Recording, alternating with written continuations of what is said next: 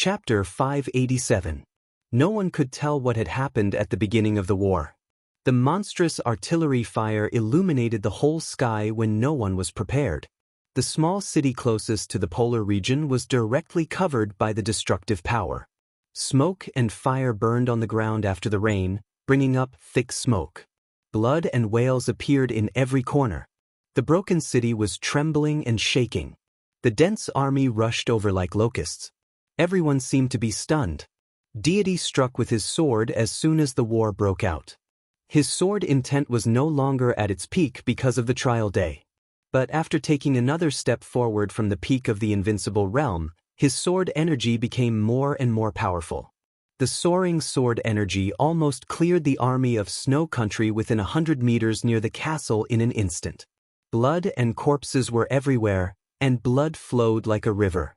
In the castle, the elites of the Purgatory of Heaven capital took advantage of the short interval to complete the assembly. Then, in less than a minute, the continuous artillery fire almost desperately covered the castle, and the castle was directly flattened in the soaring fire waves. More and more troops poured into Mormons. The troops rushed from every direction of Mormons and converged into torrents, like a great river, surging endlessly. The elite troops that poured into Mormons at the front instantly caused huge casualties to the dark forces gathered in Mormons under the cover of the artillery fire. Several small and medium-sized dark forces, who were instructed by others, followed carefully, or paid a high price to obtain relevant information, knew that the Vatican and the Purgatory of Heaven capital were following Mormons. Before they could figure out what was going on, they had already fallen under the mighty vanguard of soldiers. The flames of war continued to burn. The Arctic army that entered Mormons first was like a fierce tiger. Under the command of Tyrant, a large number of troops that followed the Arctic army were rushing in recklessly. Fighting, slaughtering. Mormons' calmness and gloom were directly broken at the moment when the artillery fire burned. The real war was exposed in front of everyone. It was a war. It was different from the conflict in the Dark World. In the Dark World, an invincible realm expert was everything.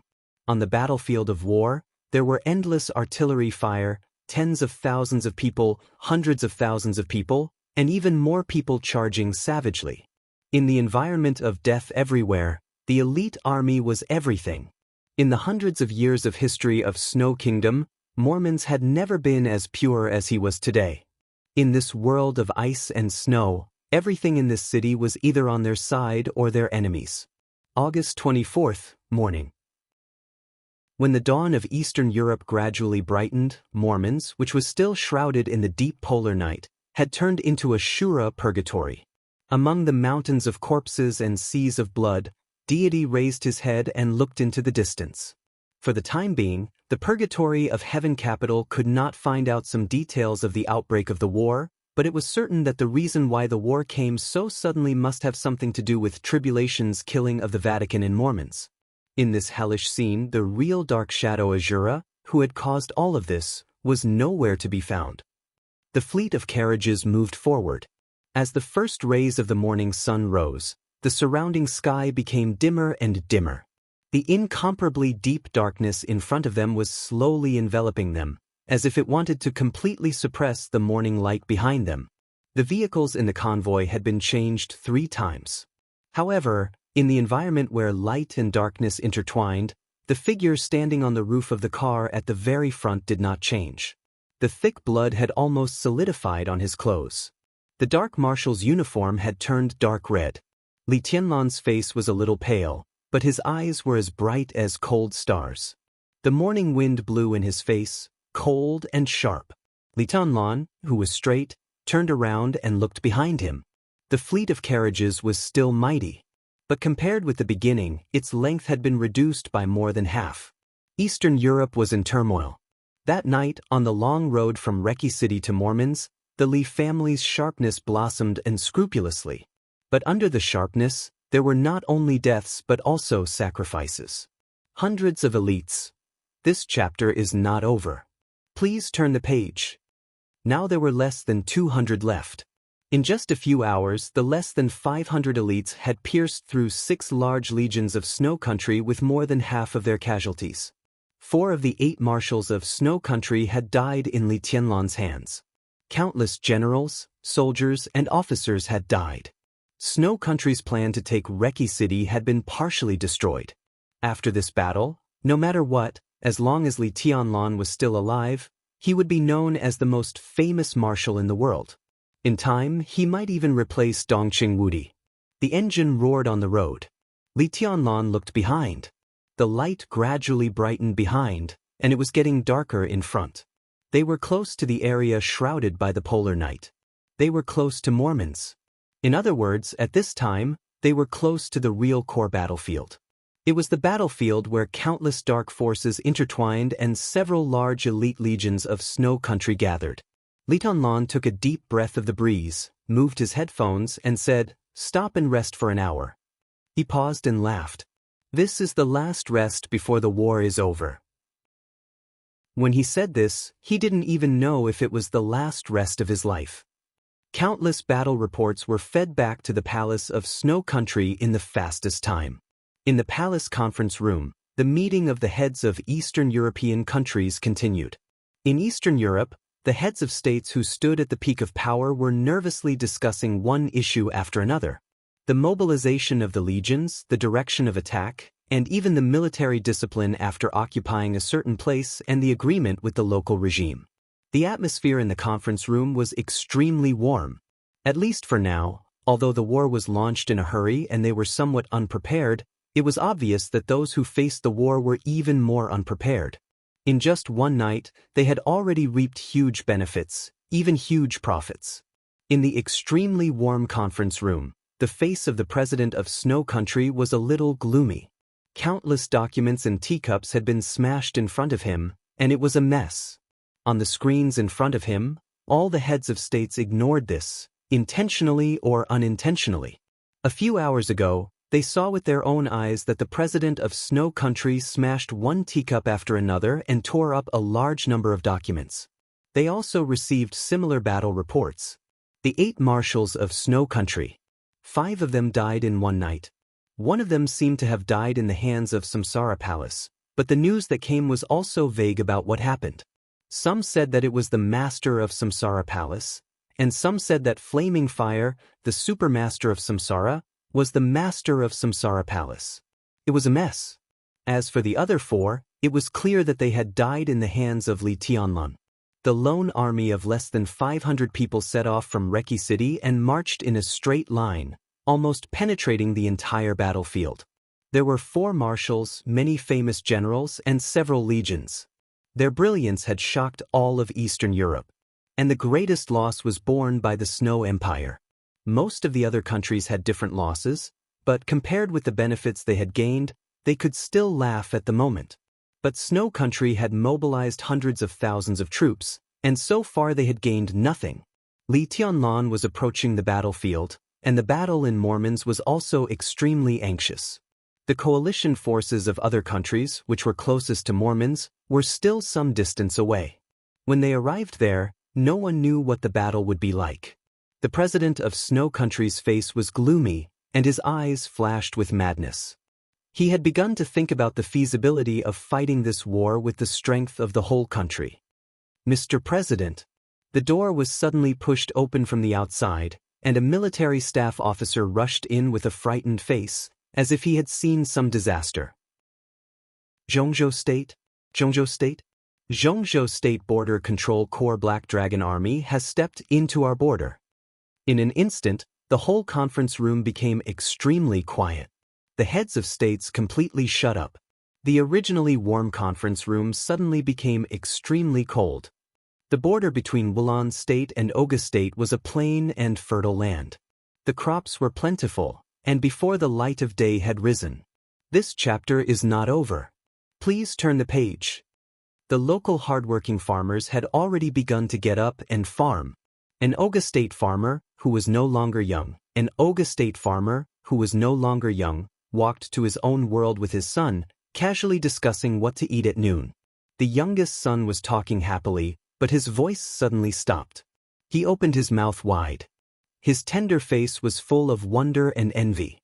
He pointed to the distance and said, that He stammered incoherently, "There's someone there." "Nonsense." His father smiled and shook his head. "Can people still fly in the sky?" "It's true, it's true." The little boy was so anxious that his face turned red. "Father, look, he's flying in the sky." His father shook his head and turned his head helplessly. His whole body suddenly stiffened. The three of them all looked at the sky with dull faces. In the dim night, a small black dot seemed to appear in the distance. The black dot shuttled high in the sky, reaching the extreme in an instant. He was not flying but walking in the air. Black clothes with gold rims and wide sleeves. The huge black sword was carried on his back. His figure walked through the sky, coming from a distance in an instant, and then going away in an instant. The three of them blinked their eyes. The figure that had stepped through the sky a second ago had already appeared in the distance and was getting farther and farther away. In that direction, there was a mountain. On the other side of the mountain was the boundless Arctic Ocean. The huge cruise ship traveled steadily on the vast ocean. The morning light was getting clearer and clearer. At the forefront of the deck, a young couple was whispering sweet nothings and waiting for the morning sun. The young woman who seemed to have just been together was full of happiness. She opened her hands and let her boyfriend put his arms around her waist from behind. Facing the morning sea breeze, she looked intoxicated. The young man gently sniffed the fragrance of her hair behind her, smiling gently. The deep sea was black before dawn in the early morning. The deep black was constantly fluctuating, with no boundaries, with a heart-palpitating power. The sea was turbulent. The ship was shaking. A gust of wind blew from the far north. The waves suddenly rose. The cruise ship shook a bit and continued moving forward. The young man looked at the sea under his feet, his expression a bit unnatural, smiling. "My dear, maybe today's sunrise is not so beautiful. I think we should go back to the cabin." The woman was a bit hesitant. The man had already pulled her to turn around. The moment she turned around, the woman's figure shook violently. She stood in place, looking away, staring in a certain direction, her face full of disbelief. "There," she pointed to the distance, her voice trembling. "What?" The man was a bit confused. "See for yourself." The woman's voice became sharp. The man turned his head subconsciously. In his sight, the dark surface of the Arctic Ocean was raging, and the wind was raging. In the distance, above the deep sea, someone was stepping on the surface of the sea, moving forward in the storm, calm and gentle. The figure in the distance was getting closer and closer. The black ancient costume inlaid with golden edges was fluttering in the wind. His figure was approaching the cruise ship. The incomparably violent cold wind stopped in an instant. The sea was completely suppressed by a huge and invisible force. Whether it was the mountains, the deep sea, or the plains. Wherever he passed, the world was quiet, as if in awe. The boundless ocean trembled under his feet. He walked on the surface of the sea, neither too fast nor too slow, but his figure disappeared into the distance at an incredible speed. The sky shrouded. Day and night alternated. The morning sun leaped out of the sea, covering the sea with thousands of golden lights. The black figure was still moving forward, his whole body wrapped in the sunlight. The light was boundless. End of this chapter. Bookmark for easier reading. Chapter 588. Liquor, Cold Wind, and Night. The flickering fire was burning on the wet hillside, and the faint light was filled with the fragrance of meat. Jiang Shangyu, dressed in black, was sitting in front of the fire, roasting food in the fire, and looking into the distance in a trance. His eyes were calm and happy, with emotion, as if he had seen a beautiful scenery. The roars and explosions that broke through the sky kept ringing between heaven and earth. The exquisite buildings kept falling down. Bullets with blood shuttled through the city, and the sword energy flew in the sky. Countless thunderbolts and raging fires with killing intent appeared.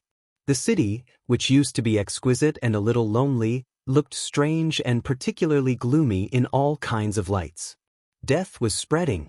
The thick smell of blood spread with the humidity of the morning. Corpses were everywhere.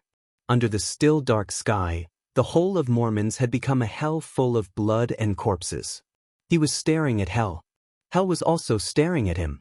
Each was ferocious and happy. Death was still spreading.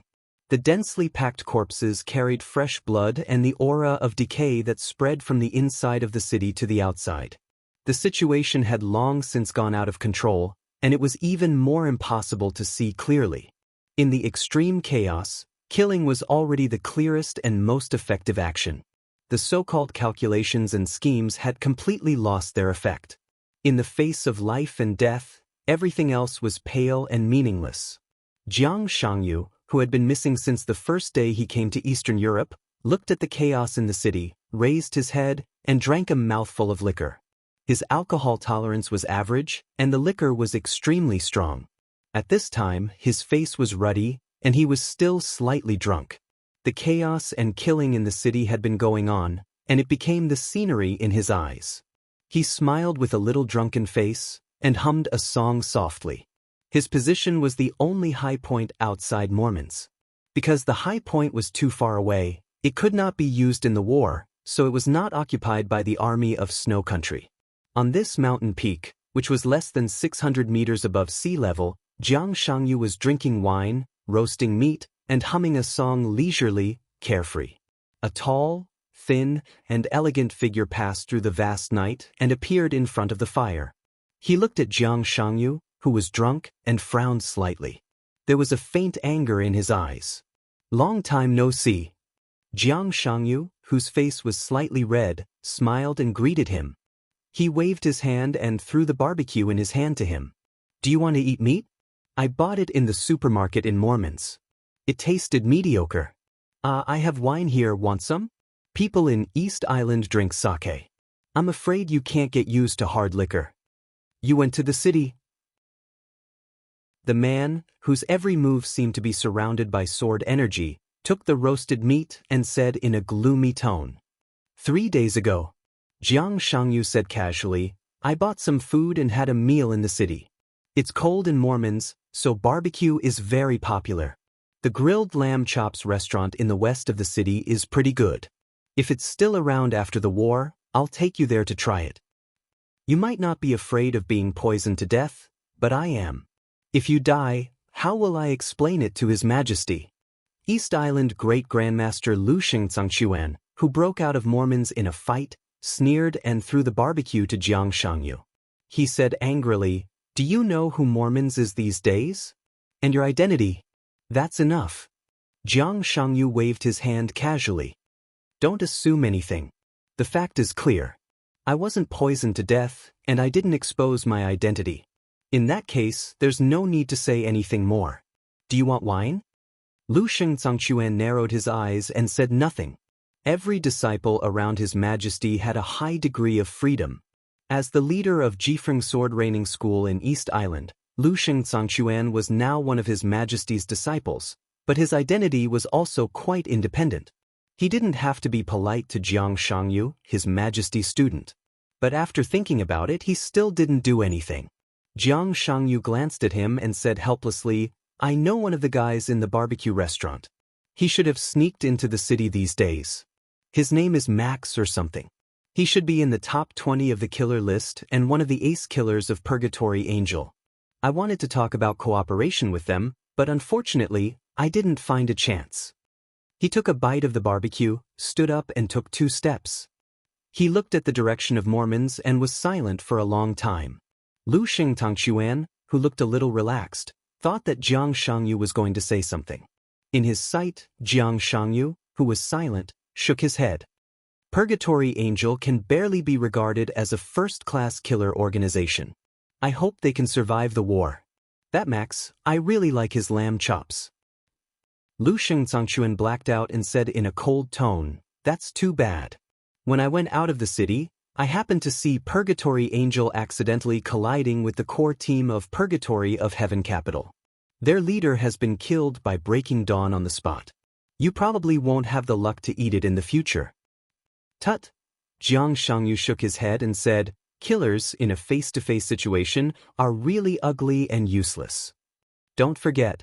A touch of fear and complexity flashed through Lu Xingzangquan's eyes. "This chapter is not over. Please turn the page." The one who killed Arcis and slaughtered nearly 3,000 saint warriors of the Vatican is also a killer. Not long ago, when the killing intent swept over Mormons, it was so unscrupulous. Not only Lu Shengzangquan, but even deity chose to be silent. The Pope kept avoiding and even fled. Now, no one knew whether he was dead or alive. Tribulation that night could almost be said to be the strongest assassin and killer in the dark world in the past 100 years, or even hundreds of years. Tribulation, Jiang Shangyu sighed. What kind of killer is Tribulation tonight? He is a heavenly son, or at least a fake one. He shook his head and said, "We can't afford to offend him." He took another sip of wine and looked like he was about to fall.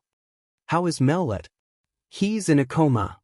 Lu Shengzangquan frowned and said, "His injury is very serious. Tribulation's sword almost completely destroyed him. He is still in a coma until now. I have temporarily settled him down. The purgatory of Heaven Capital will not know his whereabouts, but the place I arranged does not have a very good medical environment. If he is not treated as soon as possible, he may even affect his foundation." Jiang Shangyu raised his eyebrows slightly.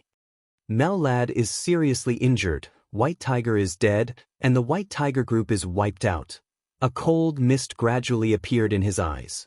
"We've really suffered heavy losses today." Lu Shengzangquan looked at Jiang Shangyu and did not speak. In the final battle of Heaven Capital more than 3 years ago, Zhongzhou State, Samsara Palace, the Wang family of Beihai, and the Purgatory of Heaven Capital all had countless reasons to go all out. As for Jifeng Sword Raining School, Lu Shengzangquan also became His Majesty's follower shortly after the final battle more than 3 years ago.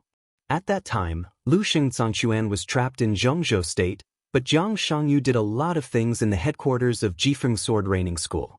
He could join His Majesty's team because of Jiang Shangyu's crucial role. Therefore, for more than 3 years, Jiang Shangyu had been in one-way contact with Lu Shengzangquan. Although it was only the second time they met today, they were already very familiar with each other. Lu Shengzangquan thought that he could clearly see through this young man who was not too complicated. But at this moment, looking at his back, Lu Shengzangquan was a little confused. He could feel the coldness in the other party's tone. But even this coldness was so nonchalant. Thousands of meters away, Mormons was fighting. The general trend had been moving. Victory and defeat could appear at any time. He was drinking, eating, and singing here, and he was also careless. So what did he care about?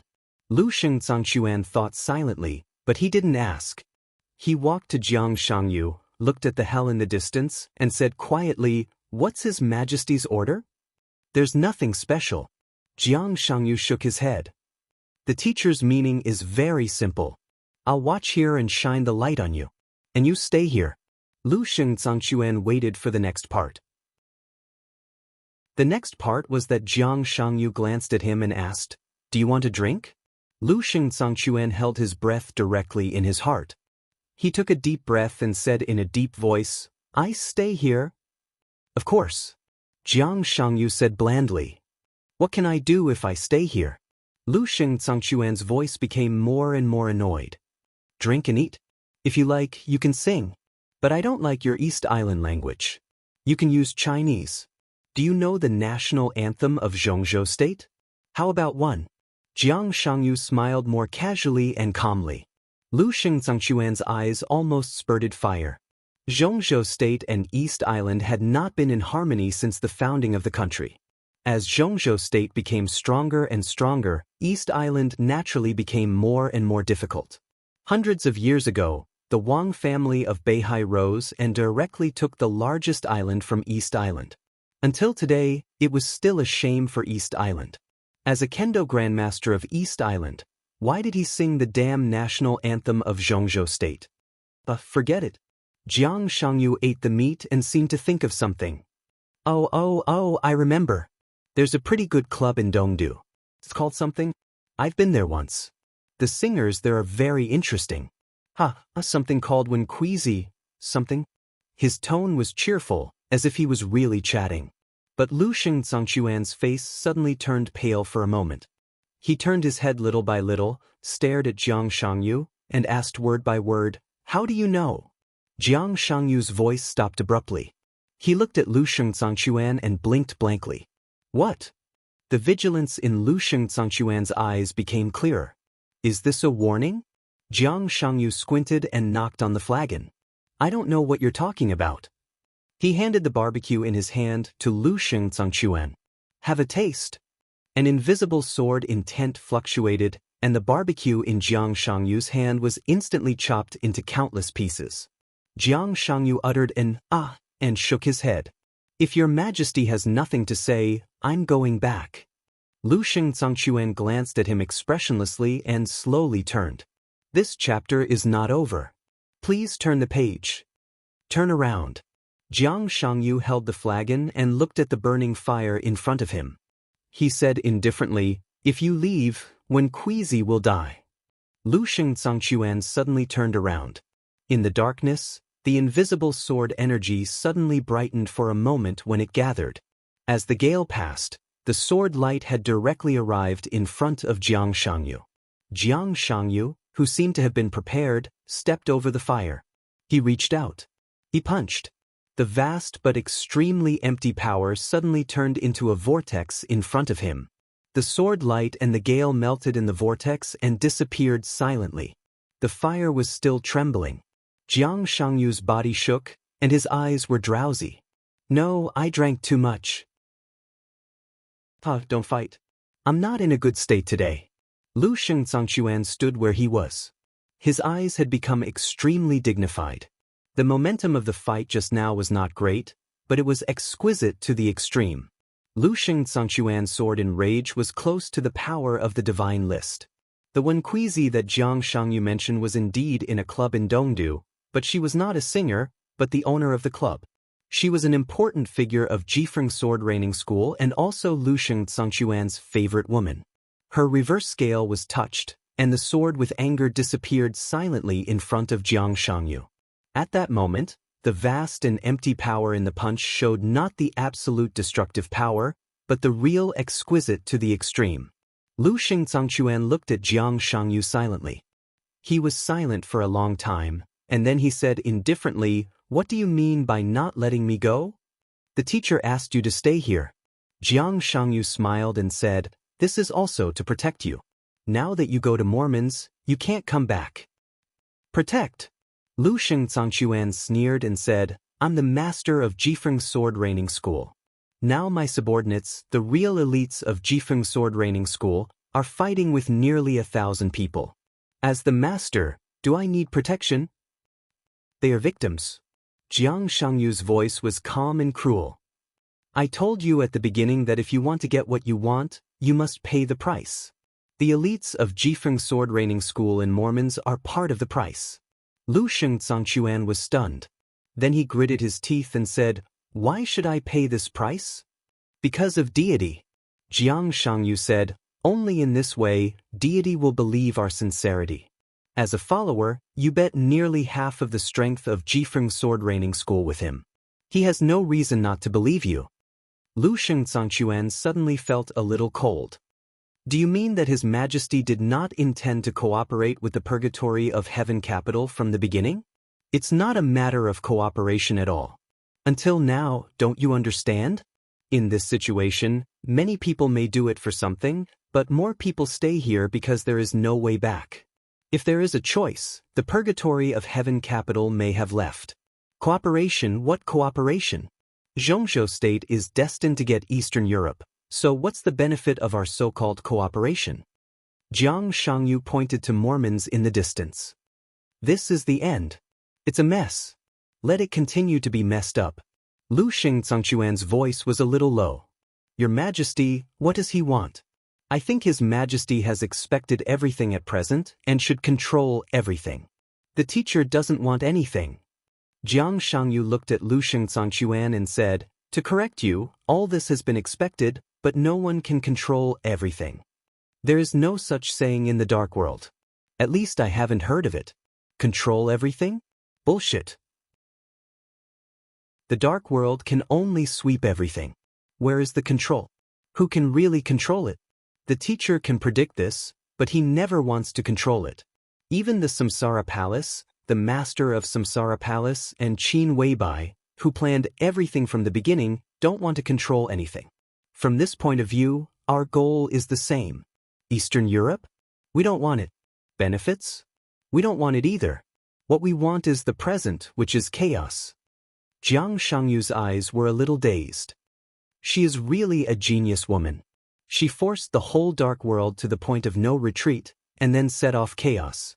Then there is no need for then. Since there is no retreat, the chaos can only continue. As for what happens next, what does it have to do with her? What does it have to do with me? Lu Shengzangquan frowned and said with a headache, "What do you mean?" "Nothing." Jiang Shangyu shook his head. "It's very simple. No one can see the current situation clearly, and there is no need to see anything clearly. Because both we and the Samsara Palace have got what we want. The general trend is chaotic, so let it be chaotic." He paused and whispered, "In any case, it will end. The only thing I can do now is to keep you here to protect you, and then wait for the end of the war." He drank up the wine in his hand, closed his eyes in a trance, and lay on the grass. The cold wind in the morning blew over, carrying his sigh, and constantly drifted away. It's a clear sky. End of this chapter. Bookmark for easy reading. Chapter 589. It was the third hour of the war. There was almost no intact place in the whole of Mormons. Flesh and corpses were scattered all over the city. The battle did not stop, but became more and more intense. Perhaps there was more than one choice before the war began. But when the wind and rain stopped and the soldiers of Snow Country swept through all of Eastern Europe, no one could escape unscathed in the chaos. Snow Country was attacking Mormons with all its strength. This was the territory of Snow Country. Under the circumstances of occupying reason, Snow Country's actions were extremely violent and crazy. In the first 3 hours, the first army to enter Mormons was almost completely annihilated, and the most elite Arctic army also suffered heavy losses. However, the huge losses also brought unimaginable damage to the various dark forces lurking in Mormons. This was a real extermination. Killer organizations, mercenary groups, and free unions. The whole dark world was withering. One after another, the forces that could dominate in the dark world were drowned by endless soldiers. A large number of soldiers fell here, and then more and more troops came in. Without any hesitation, under the absolutely tough orders, all the troops were attacking with no regard for their lives. The third hour. When the 3 large integrated legions of Snow Country led the coalition forces of 3 other countries to attack, most of the dark forces gathered in Mormons had almost completely disappeared on the battlefield. From the beginning of the war to the present, Daybreak did not know how many people he had killed, and he could not describe his inner feelings. The dark forces, familiar or hostile, fell under the torrent of soldiers of Snow Country one by one. Bullets, artillery fire, explosions, all kinds of weapons, carpet airstrikes. In the shortest time, Snow Country used almost all the means in the conventional war. This was extermination. In the chaotic general trend, Snow Country and even the whole of Eastern Europe had completely regarded Mormons as a battlefield of extermination. They were exterminating the whole dark world. There were fewer and fewer elites in the purgatory of Heaven Capital. In the high-intensity intensive battle, the gap between the so-called masters and elites had been infinitely narrowed. In the crowd tactics, not to mention the fire-flaming realm, even the masters of the invincible realm would be tired. But the soldiers of Snow Country seemed to be endless. Daybreak, who had been with deity all the time, tried to analyze the various situations on the battlefield. Dawn was standing at the forefront of the purgatory of Heaven Capital. Blood and flesh were flying everywhere. In the rare rest time, Daybreak summarized the news one after another until he received the most important and sensitive piece of information. It was an old man in the purgatory of Heaven Capital who delivered the information. He had been in the purgatory of Heaven Capital for nearly 15 years. Including the time in the Lee family, it had been more than 20 years. This was an absolutely trustworthy companion. Therefore, Daybreak didn't suspect anything when he saw the news he sent. He hesitated and then asked uncertainly, What's wrong with the Jifeng sword raining school? Total annihilation. The old man from the Li family gritted his teeth. He was an expert of the thundershocking realm and was in charge of an area in the war, which happened to be close to the battle zone of the Jifeng sword raining school. 10 minutes ago, he saw with his own eyes that countless soldiers completely extinguished all the power of the Jifeng sword raining school in the extremely violent and domineering sword light. It happened almost in an instant, but it could be said to be the most tragic moment since the war started. 2 guest elders, 4 protectors, and hundreds of core elites. The old man's face was ashen. Completely annihilated. Daybreak's heart sank slightly, and he asked subconsciously, "Where is Wuxia and Xianxia?" "I don't know." The old man glanced at Daybreak. "It is said that he left the city not long ago." Daybreak's face changed, and he wanted to say something but stopped on second thought. In front of him, Deity's figure had stopped. He turned around, looked at Daybreak, and then looked at the old man from the Li family who delivered the information. Wuxia and Xianxia left the city? The news has not been completely confirmed. The old man from the Li family said cautiously. Deity laughed.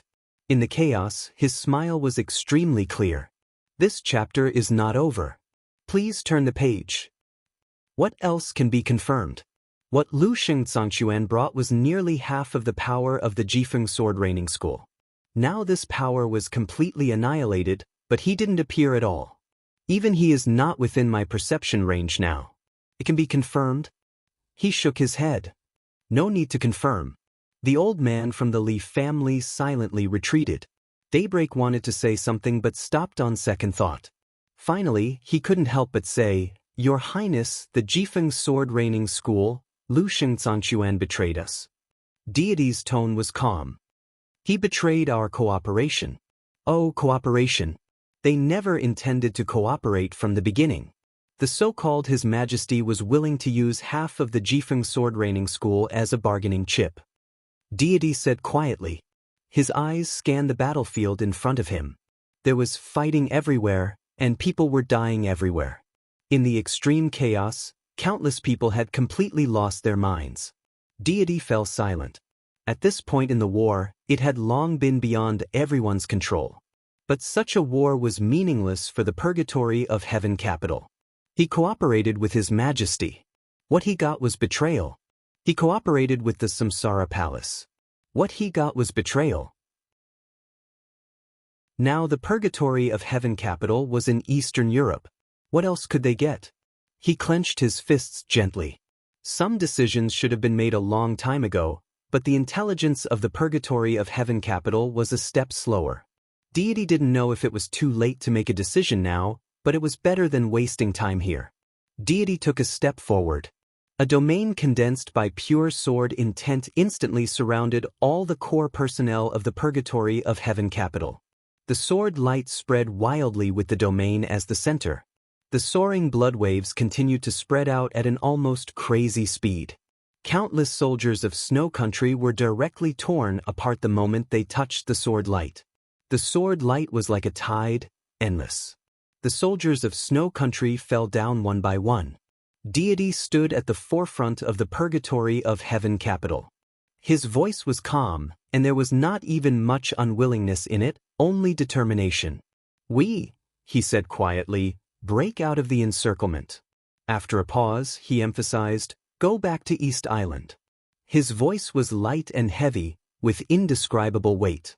All the people of the purgatory of Heaven Capital knew that from this moment on, in the face of the uncontrollable chaos, the purgatory of Heaven Capital had admitted its failure. Because His Highness had completely given up Eastern Europe. They just didn't know if it was too late. The entire purgatory of Heaven Capital began to shrink the formation as soon as it received the order. The huge formation centered on Deity. The sword intent, which was close to the supreme realm, scattered layer by layer. The purgatory of Heaven Capital began to move forward and break out of the encirclement. Kill! At the end of the line of sight, separated by countless troops of Snow Country, a roar that shook the whole city suddenly sounded, neat and uniform. The crazy roar roared through the whole city. In an instant, it seemed that heaven and earth were shaking. In the distance, many figures were rushing, charging and gathering. Forward. There were more and more people, more and more orderly, and the speed of moving forward was getting faster and faster. All the soldiers of Snow Country in front of them, whether they were elite or ordinary, were penetrated, torn, and scattered like paper. Invincible. Invincible. The killing intent that was condensed to the extreme moved forward wildly, and any obstacle in front of them was smashed in the first place.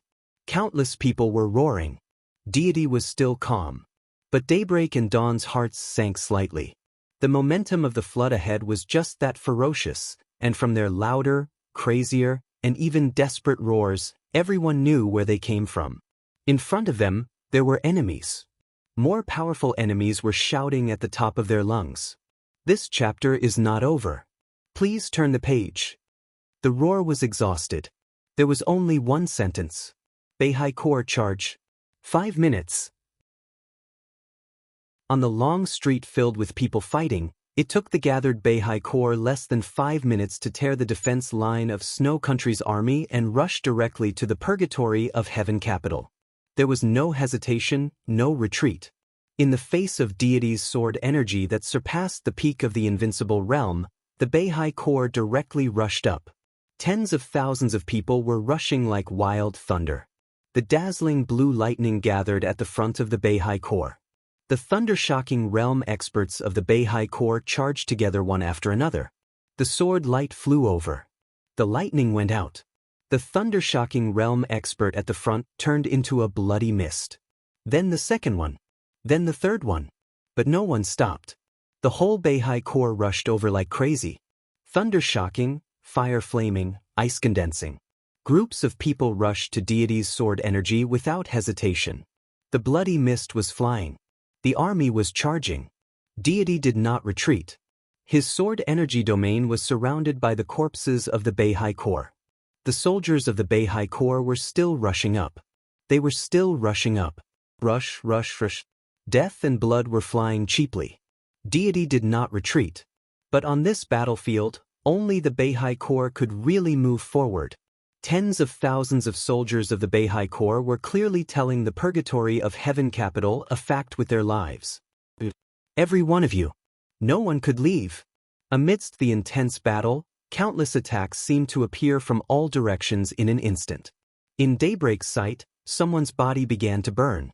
The moment the fire ignited, it scorched his skin, but what was exposed under the skin were countless alloy steel plates that were condensed with flesh and blood. The fire burned the monster-like body. The monster roared, crossed the blood, and rushed straight into the phalanx of the Beihai Corps. The flames kept flying. In the cold Mormons, the temperature on the streets began to rise sharply. Countless elites of the Beihai Corps who came into contact with the flames were completely evaporated. More and more attacks came from different directions. Some people rushed out of the ruins. Some people began to appear in the darkness. Some people took off the military uniforms of Snow Country, and some people got up from the ground. Countless attacks completely covered the Beihai Corps. Deity was still calm. There was no joy on Daybreak and Dawn's faces. They all knew who these people were. This was the Samsara Palace. Before the final battle, the Samsara Palace had quietly lurked in every corner of Mormons.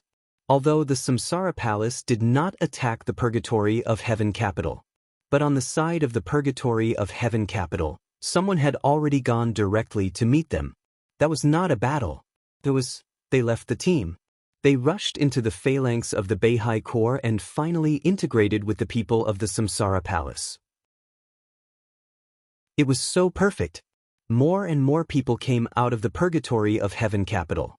Daybreak saw Tianyin from inside. He also saw many brothers with whom he could entrust life and death. On the most critical battlefield, these old people who belonged to the Li family left the camp of the purgatory of Heaven Capital one by one and went to the sequence of the Samsara Palace. They were so resolute.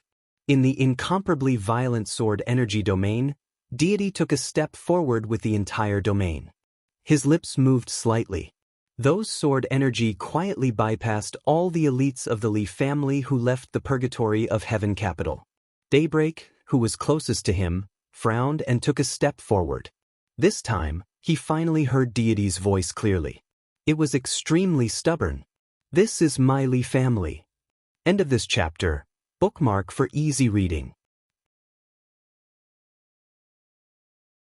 Chapter 590. When the motorcade was about to leave Longji State, the surroundings had become completely quiet. Although the number of people was reduced by more than half, the mighty motorcade still resolutely passed through the border of Longji State. The team, which had been completely bloodshot along the way, had long been unscrupulous. Under Li Tianlan's clear order, no one thought about how to hide. From Reki City to Mormons, it was a straight line. Such a crazy action was for nothing more than two things. One was to be close. The other was to be fast. In order to achieve this goal, the mighty motorcade even directly passed through several border cities of Longji State along the way. The cars covered with blood and single holes passed through the city that had become cold. Until they were about to leave the country, they did not encounter any interceptions.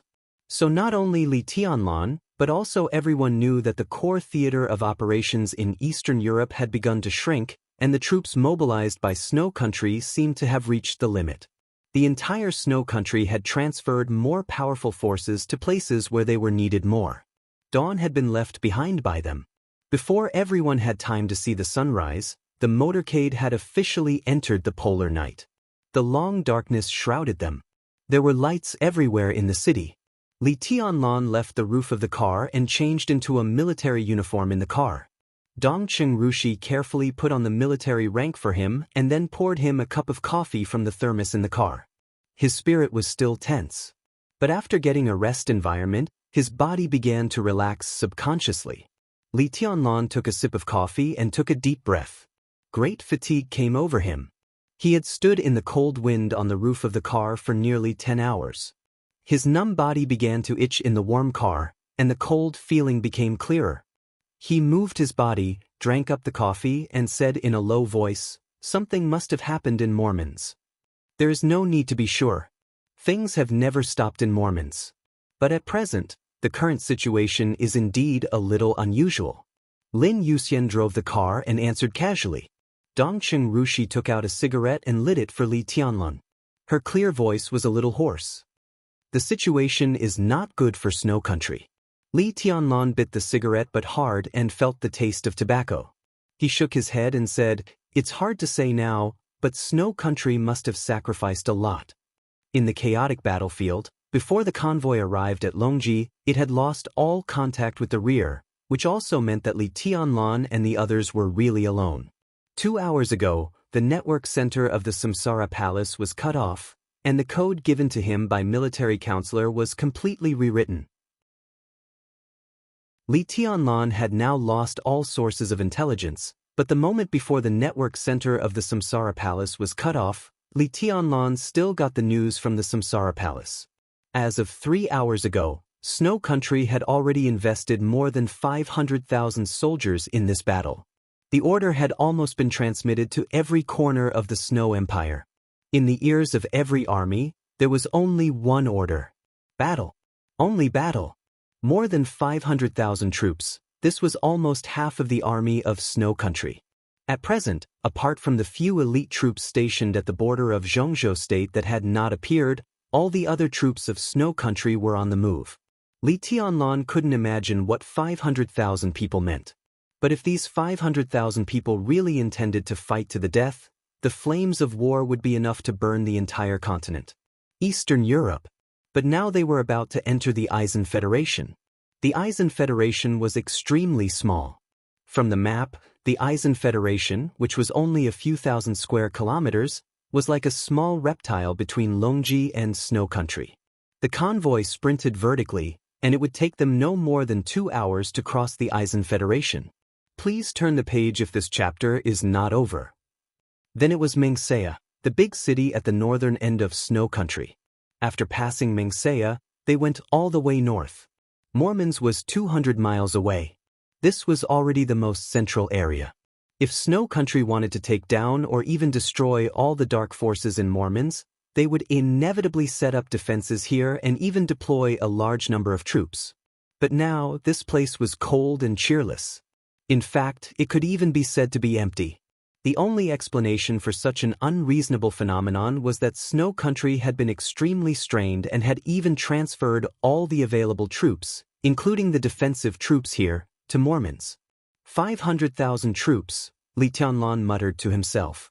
The situation in Eastern Europe today was chaotic and clear.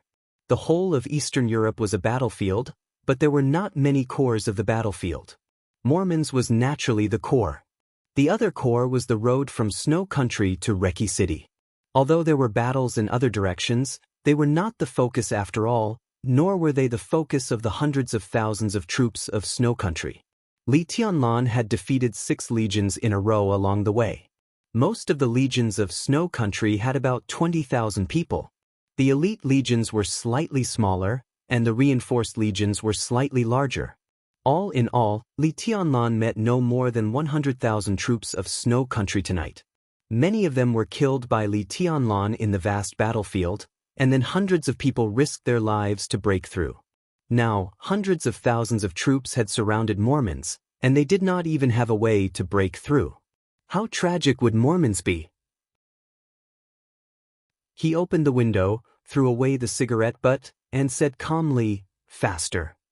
If I were you, I suggest you take a break from now on. In 4 hours at most, we will officially enter the battlefield." Lin Yuxian laughed.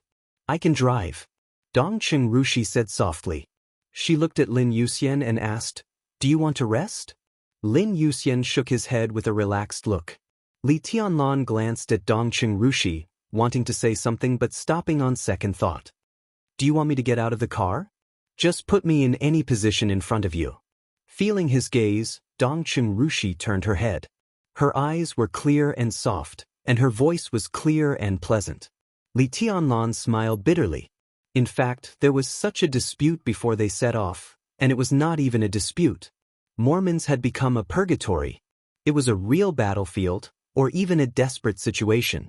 As a man, Li Tianlan naturally did not want Dongqing Rushi to take risks. Dongqing Rushi's attitude at that time was the same as now. She had to go. But she could not go with Li Tianlan. The meaning could not be clearer. "You can leave me in any corner without me. I will go to Mormons." Li Tianlan's eyes were a little complicated. He touched Dongqing Rushi's hair, held her in his arms and whispered, "Take a break." Dongqing Rushi leaned over obediently, rubbed her face against Li Tianlan's chest and whispered, "Am I very willful?" Li Tianlan patted her head. "Go to sleep. I am your woman, and I have the ability to protect myself. When you are going to risk your life, how can I be willing to stay behind? I am all yours. If you risk your life in the front, I will be more sad in the back." "I know I am willful, but," Dongqing Rushi muttered to herself. Her beautiful big eyes gradually became blank and full of fatigue. "I will protect you." She closed her eyes and fell into a deep sleep. Lin Yuxian sighed softly. He was silent. "This chapter is not over. Please turn the page." After a while, he suddenly said, "She is right." "What?" Li Tianlan asked casually. "If she is really worried about you, she will feel more uncomfortable if she stays behind. That is the real feeling that every second is like a year. It is better to risk your life with you. At least, no matter life or death, you are together." Lin Yuxian laughed. Li Tianlan was in a daze. After a long time, he carefully hugged Dongqing Rushi's body and whispered, "Yes, at least we are together." Lin Yuxian stopped talking. There were a lot of feelings and emotions that he had known before, but he had never experienced them himself. But tonight, in the endless war, he saw Li Tianlan standing on the roof of the car. At that time, Dongqing Rushi was sitting in the back row. He was driving. During that time, which was neither short nor long, looking at Dongqing Rushi's performance, Lin Yuxian really realized what it was to worry and what it was to be restless. He gently stepped on the accelerator. The motorcade began to speed up. Li Tianlan was not sleepy. He held Dongqing Rushi in his arms and looked out of the window at the darkness that seemed to last forever. Under the starlight, he let go of all his mind. At this moment, there was no war or general trend in his heart. He thought of Dongqing Rushi, Qin Weibai, and even Wang Yuetong. His eyes flashed, which was a kind of cherishing light. Crazy roars and roars penetrated the heavy fog. In the corner of Mormons, the manor facing the glacier and polar region became the only pure land in the whole Mormons. The white mist representing a large area of vitality had been rolling for several hours. A vast mist completely enveloped the entire manor. There were not many people stationed in the manor, less than 1,000. They were all trusted elites of the Lin clan and the Samsara Palace. Because they had been prepared for such a situation, everyone was equipped with specific equipment, especially some kind of extremely expensive goggles, which was enough for them to see something vaguely in the thick and strange white mist. The war was going on in every corner. No one knew how many soldiers of Snow Country had inadvertently rushed into the white mist. Not only Snow Country, but also various dark forces, the Purgatory of Heaven Capital, and the Beihai Corps rushed into the white mist, and then they were killed by the elites of the Lin clan and the Samsara Palace. The mist spread in the direction of the polar region, and the entire manor seemed to have completely disappeared in Mormons. In the thick white mist, Lin Fengting saw the master of Samsara Palace, who had rushed all the way from Reki City. There were battlefields everywhere outside the manor. The master of Samsara Palace, Flaming Fire, and Qin Weibai fell from the sky and stood in front of Lin Fengting. Lin Fengting, who looked a little annoyed, had a gloomy look in his eyes. When he saw the master of Samsara Palace, he showed a bitter smile without concealing it. "I have news," he said slowly. "You should already know that Tianlan set off directly from Reki City with less than 500 people and defeated 6 legions of Snow Country along the way. Now he should be about to arrive at the Eisen Federation. My boy is also in there to join in the fun. Most of the people are supported by Qin Dong Chao. Did you quarrel again?" the master of Samsara Palace asked. Lin Fengting snorted coldly and did not speak. "It doesn't matter." The master of Samsara Palace moved forward slowly. "I'll rest for a while. There is still some time before they arrive at Mormons. We can stop them then." Her voice was calm, indifferent, and casual. But Qin Weibai, who was behind the master of Samsara Palace, trembled slightly. End of this chapter. Bookmark for easier reading. Chapter 591. Lin Fengting did not follow the master of Samsara Palace into the hall of the villa. He stood in the center of the manor. Subtle sword chi surrounded the inside and outside of the manor, locking onto every enemy that approached. The killing intent in the city filled the air and swept across the entire city. Unlike Tribulation's concentration and emptiness, the chaotic murderous intent kept spreading with despair. The sword light danced in the city, and the sound of explosions was continuous. Countless buildings began to collapse. Samsara Palace, Beihai Corps, Purgatory of Heaven Capital, Snow Country. People were dying with every passing second. Lin Fengting stood there quietly. He could sense that the sword chi in the city had already steadily surpassed him. It was the sword chi of a god. The entire Purgatory of Heaven Capital was moving forward with difficulty. It could even be said to be in a stalemate. Lin Fengting was in a daze. His eyes were pure and absent-minded, without the slightest bit of anger, jealousy, or resentment. There was only helplessness and confusion in the depths of his eyes. No one denied that he was a big shot in the dark world. But compared to Wang Tianzong and deity, such a Lin Fengting was too simple. The secluded Lin clan had avoided countless storms. He was at the headquarters of the Lin clan and everywhere in the world. As long as he had a sword in his hand, he could protect the Lin clan. The life of the Lin clan did not have the shadow of a sword, only a carefree life. Lin Fengting rarely thought about anything, which was why he was at a loss. The 4 children who had practiced swordsmanship together since they were young, 4 children who supported each other and were inseparable. They were young and ignorant, yet they dared to stand shoulder to shoulder against the entire world. A young couple who advanced and retreated together, regardless of gains or losses. That beautiful period of time was so quiet, just like a road. As time passed, it slowly came to an end, revealing a cruelty that he still could not understand. That was the youth when they fell out and became enemies. It also represented the era of the Dark World. God was enduring. The Sword Emperor was rising. Summer solstice, who wanted to be a queen, lost all her edge. And he began to be neutral. Childhood, adolescence, youth, everything was getting further and further away. The grudges between youth and middle age were so long that they were almost forgotten. Their middle age began to quietly come to an end. As they were about to enter old age, everything erupted in the most ferocious way. Mormons. The final battle. It was a place of death. How ironic was that?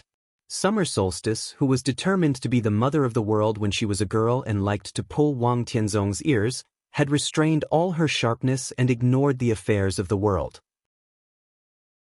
Wang Tianzong, who had been silent and didn't like martial arts at first but had to pick up the long sword, had become the supreme sword emperor. When he was a child, he had outstanding aptitude and the strongest combat strength. When he played games, he always liked to play the role of God. Finally, he became a god, but he was already deserted by everyone. The teenager who liked to put his arm around Wang Tianzong's shoulder and called him Big Brother, talking about some messy things. How many years had passed in the blink of an eye? The teenager was about to enter old age, but at this moment, he was fighting against the edge of the Wang family of Beihai, step by step stained with blood. What about himself? He had been carefree and neutral all his life. At this moment, standing in this white fog, countless sword energies had locked onto a large number of elites from the purgatory of Heaven Capital and the North Sea Legion. How ridiculous was that? He didn't know if everyone's life was a process of losing themselves. But the four of them had lost their sense of self. He has 3 friends. There are 2 brothers.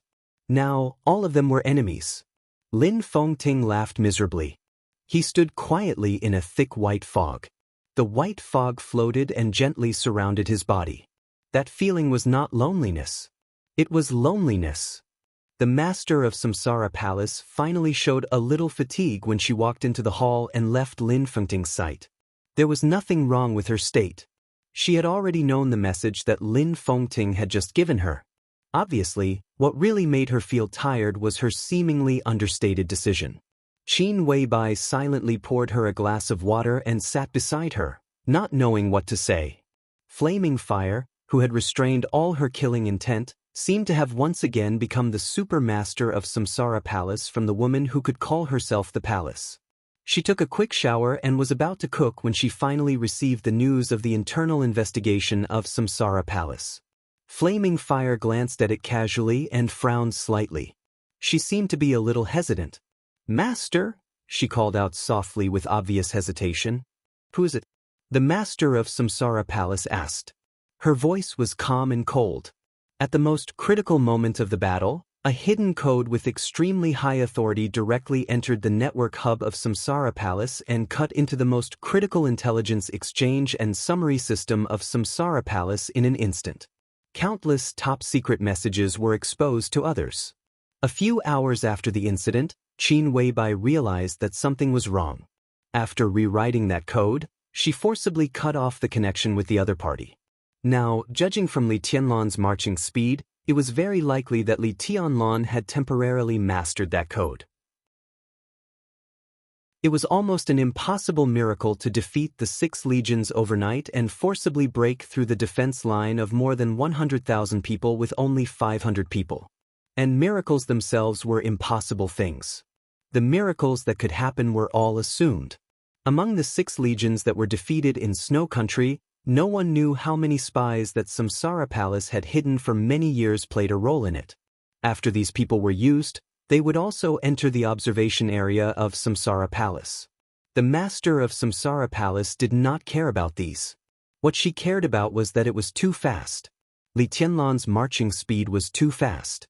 She did not want Li Tianlan to appear in Mormons. The hypnosis that had been rooted in Li Tianlan's mind many years ago was an extremely solid preventive means, but Li Tianlan woke up from that state.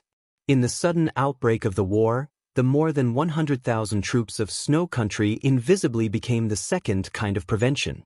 The first kind was just a means. The second kind was the general trend. With no one around Li Tianlan for the time being, with only a few hundred people, under normal circumstances, even if Li Tianlan entered the Invincible Realm, or even if Lin Yuxian entered the Invincible Realm, it would be impossible to completely break through the defense line of the 6 legions. The spies of Samsara Palace buried in the 6 legions could also protect Li Tianlan's safety to the greatest extent and delay him on the road. If everything went well, even if Li Tianlan could finally get to Mormons, it would take at least 1 day and 1 night. 1 day and 1 night, everything would be completely over. The general trend could not be broken. But all the spies in the general trend had been changed. The appearance of that code gave Li Tianlan insight into a lot of information about Samsara Palace. So he gathered the elites and directly killed the marshals and core high-level officials of the 6 legions with the craziest power. In the chaos, he contacted the spies of Samsara Palace. The whole dark world knew that Qin Weibai was Li Tianlan's woman. The relationship between the two was extremely strange from the beginning. At the beginning, Qin Weibai, whose status was much higher than Li Tianlan's, did not have any strong side between the two. She was gentle, obedient, and a perfect little woman. But to the outside world, she was still the supreme will of Samsara Palace most of the time. Qin Weibai did not bother to explain anything to the spies of Samsara Palace. At most, she promised to ensure Li Tianlan's safety. Those spies had no reason not to cooperate with Li Tianlan. In the chaos of war, all kinds of chaotic orders were issued from the spies. The whole battlefield was constantly in temporary chaos. In the end, Li Tianlan led hundreds of people through the defense line of more than 100,000 troops. Everything was because of that code. Without that code, Li Tianlan could not have entered the central system prepared for him by Samsara Palace in advance. Without the intelligence of Samsara Palace and the cooperation of the spies, he could only keep dragging the 6 legions of Snow Country on the way. Samsara Palace Master did not have to make any decision now. That code destroyed everything. And the person with such authority must be a high-level official of Samsara Palace. Samsara Palace Master wanted to know who the traitor was. Flaming Fire hesitated, bit her lip, and whispered, "It's military counselor." Samsara Palace Master suddenly fell silent. Human nature was capricious, but some people never changed. There were 12 supermasters in Samsara Palace. Even if all 12 supermasters betrayed her, even if Saint betrayed her, and even if Qin Weibai betrayed her, Samsara Palace Master would find it understandable and even not surprised. But there were 2 people who would not. One was Flaming Fire. The second was Military Counselor. They could not betray her, and they would not betray her. But why Military Counselor? Samsara Palace Master clenched her fists subconsciously. After a long time, she said blandly, "Contact him." Qin Weibai did not hesitate and took the notebook. But at present, when almost all communication was invalid, she rewrote a code and established a short contact with Military Counselor. 3 minutes. Qin Weibai said. On the other side of the video was a very exquisite room, but the sound insulation seemed to be ordinary. Chaotic voices came faintly, and there seemed to be some impassioned speech. Military Counselor appeared in front of Samsara Palace Master with his real face. He looked at Samsara Palace Master with calm eyes. "Why?" Samsara Palace Master looked at him and asked. Military Counselor knew what Samsara Palace Master was asking. He was silent for a while and said quietly, "At this time, he should appear in front of you." "What's the use of him coming at this time?" Samsara Palace Master's tone became stern. "It's good to have a look," Military Counselor said quietly, his voice persistent and paranoid. But the Master of Samsara Palace repeated the question she had asked at the beginning. "Because I'm a man."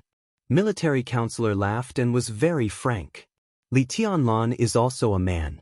A man knows a man's mind best. He is a man. At this time, even if he has to crawl, he will crawl to you. Otherwise, it will be too cruel to you and to him. We can bear it. Samsara Palace Master's voice sounded like she was venting. At this time, Military Counselor was no longer her subordinate, but more like a friend. They had always been friends. To be exact, you can bear it, but he can't. Military Counselor sighed and said, "After this battle, you must know whether to stay or leave. But I don't want the person I will assist in the future to become a walking dead." "Do you know?" Samsara Palace Master's voice was low. Military counselor interrupted her directly. You may have your decision or it may be crueler. But you just said that you can bear it. I have done a lot for you these years.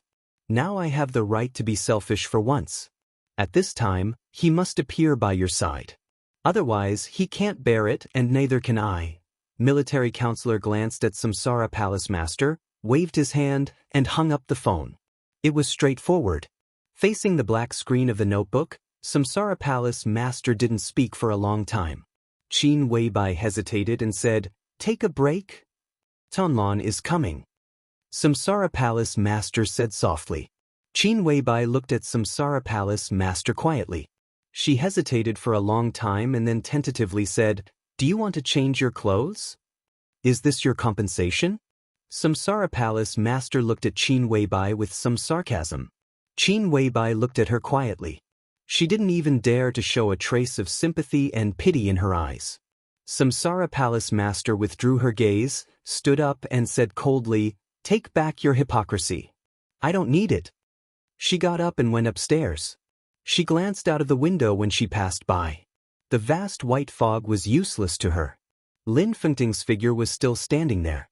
The sword intent around him was getting fainter and fainter. There were more and more people around the manor. In a trance, there seemed to be a sigh. The vast white fog was moving. Lin Fengting's figure was moving. Countless sword energy flew and condensed in the manor. The sword energy turned into one figure after another. Chapter 592. The Master of Samsara Palace froze on the spot. The thick white mist was still spreading, gentle and soothing. Surrounded by the white mist, Lin Fengting had completely forgotten himself. An extremely vast calmness and indifference swept through the entire manor in an instant. Lin Yuxian stopped. In a short period of time, he seemed to have become a different person.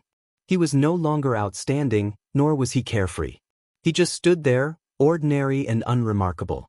The greatest thing in the world was peace. For example, towering mountains, vast oceans, and even the blazing sun in the starry sky. Plain and indifferent, but eternal and unchanging. With Lin Fengting as the center, wisps of sword intent spread to every corner of the manor. Countless Lin Fengting walked in different directions. There were more and more sword wills, and so Lin Fengting became more and more numerous. Dozens, hundreds, and even thousands of them. Flaming Fire stood beside the master of Samsara Palace and watched this scene. Her body trembled slightly, and her scalp went numb.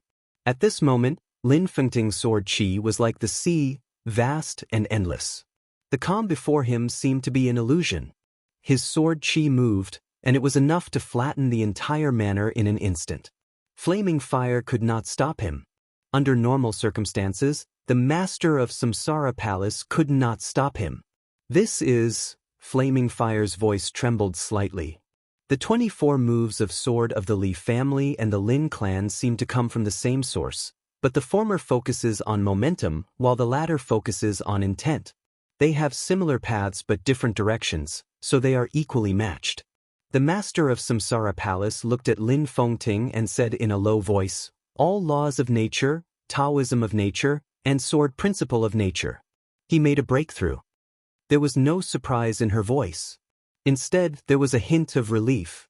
Nowadays, perhaps not many people in the entire dark world knew the stories of Lin Fengting, Wang Tianzong, Li Kuangtu, and Summer Solstice when they were young. But she knew. Back then, none of the four of them were inferior to anyone else. Wang Tianzong could cross the line from the peak of the invincible realm to the chosen one. Divine power could cross it, so could Lin Fengting. The master of Samsara Palace was never worried about whether Lin Fengting could make a breakthrough or not. She only worried about whether Lin Fengting was willing to make a breakthrough or not. Now, Lin Fengting had taken this step that should have been taken many years later. It was an understatement. The master of Samsara Palace had mixed feelings. It was only at this moment, at the final moment, that she clearly realized that everything was finally different. Flaming Fire looked at Lin Fengting outside the window and remained silent for a long time. She had many identities in the Samsara Palace, but she only had one position for herself. The whole dark world knew that when the will of the master of Samsara Palace was silent, Qin Weibai was the highest will of the Samsara Palace. And the master of Samsara Palace was silent most of the time. In fact, Qin Weibai was the most important person in the Samsara Palace. The supermaster who followed Qin Weibai all the time was naturally the strongest supermaster in the Samsara Palace. This was a fact that could easily be deduced.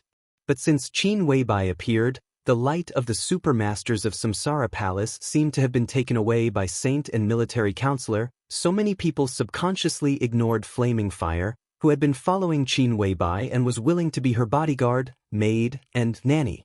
But the strongest was still the strongest. He was so strong that she had already entered the invincible realm. He was so strong that she could call herself the palace at certain times. So at this moment, looking at Lin Fengting in a subtle state and feeling the sword intent around him, Flaming Fire could clearly distinguish the difference between the 24 moves of sword that she had practiced and Lin Fengting's sword energy. Her eyes were a little dazed. It was the morning of August 24th in Eastern Europe. Mormons shrouded in the polar night was deep. It seemed that in the never-ending war, the whole dark world was withering, incomplete, and being crushed by the boundless army. But this day should also be remembered by future generations. Because on the day when the old era ended, in the last madness, more and more people completely surpassed the peak of martial arts. Wang Tianzong, tribulation, Lin Fengting, diddy, Flaming Fire whispered softly, half-step chosen one? The chosen one is never a realm. It's just a name for the supreme combat capability in an era, so the term half-step chosen one is not accurate. The chosen one is supreme, and there will be no one who can match him. In their current state and the direction they see, this realm should be called supreme. The master of Samsara Palace opened the window and jumped out. She said calmly, "Congratulations, sir." Lin Fengting looked at her quietly.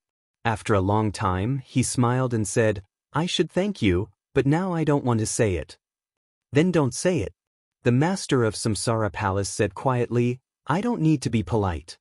She paused and continued, "And with your talent, you should have been able to take this step long ago, right? Are you unwilling? Or unwilling? It's not worth it." Lin Fengting looked a little lonely. The manor was shrouded in white mist. Compared with the city, the extremely exquisite manor seemed to be a world of its own. The sword energy between heaven and earth roared and surged with Lin Fengting as the center.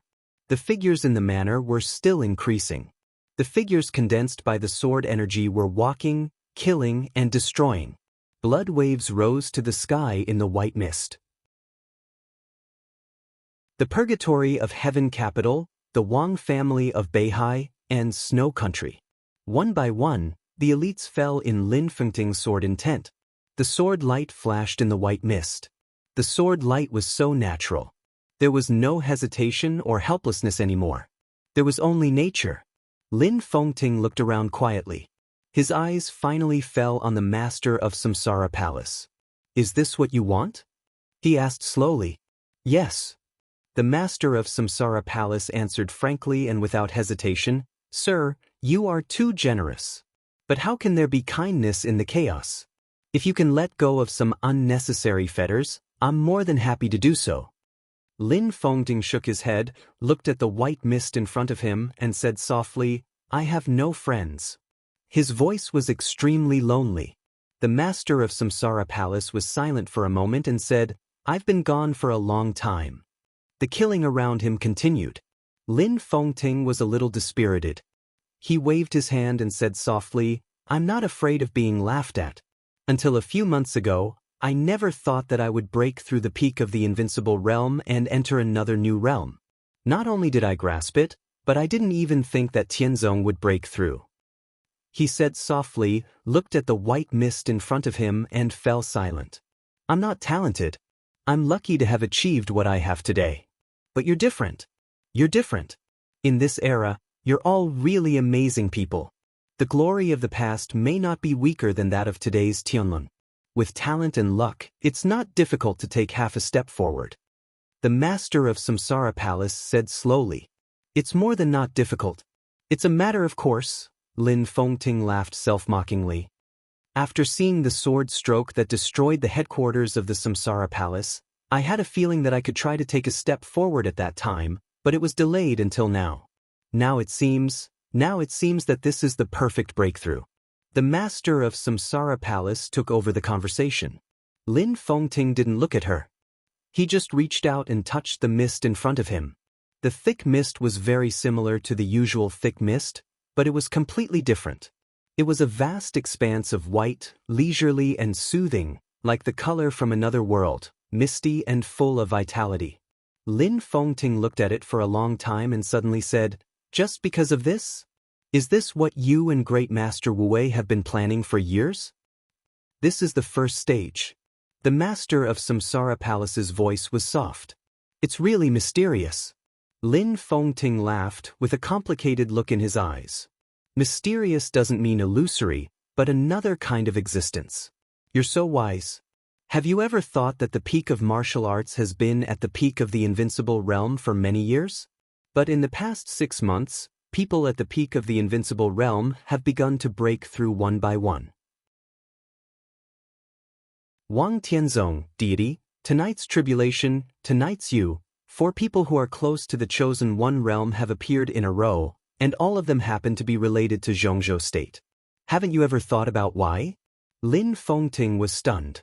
Although the Lin clan is in Europe, it has always paid attention to Zhongzhou state. The strongest branches of the Lin clan have contributed a lot when Zhongzhou state was in trouble in the past, and they did it without hesitation every time. That's why you can come and go freely in Zhongzhou state. Because in the eyes of Zhongzhou state, the Lin clan is one of us. As for deity, although he is in East Island now, all his ambitions and his past are in Zhongzhou state. No matter where the purgatory of heaven capital is, no matter what its name is, deity is always from Zhongzhou state. Wang Tianzong and Tribulation don't need to say anything more. The 4 of you are the top combat power in the dark world today, and all of you are related to Zhongzhou state. It's interesting, isn't it? Lin Fengting was silent. Of course it's because of the dragon vein. The master of Samsara Palace said softly, "The dragon vein of Zhongzhou state is gathering again, and the luck is gathering again. This is the general trend. Enough luck and enough talent together are enough to help you break through the current realm. This is destiny." "What does the first stage mean?" Lin Fengting suddenly asked.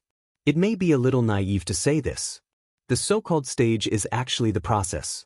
The master of Samsara Palace explained. Process? Lin Fengting was a little confused. It's the process. The master of Samsara Palace was silent for a while, then slowly said, "Tianlan is now carrying the dragon vein of Zhongzhou state.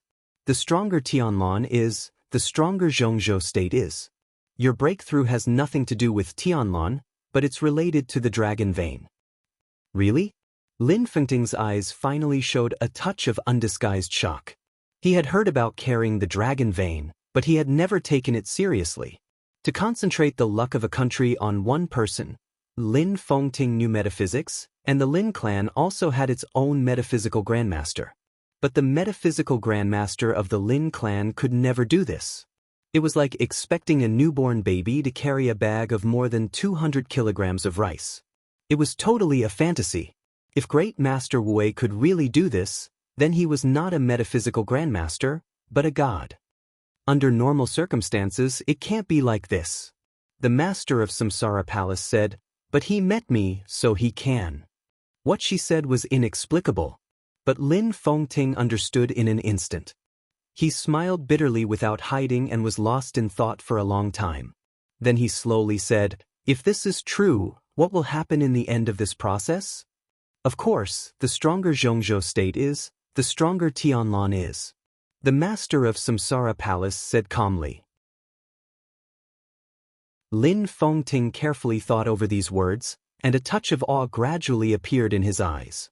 The stronger Tianlan was, the stronger Zhongzhou state was. The stronger Zhongzhou state was, the stronger Tianlan was. How could this be martial arts? Such a cycle was close to the way of heaven. It's incredible. Lin Fengting muttered to himself.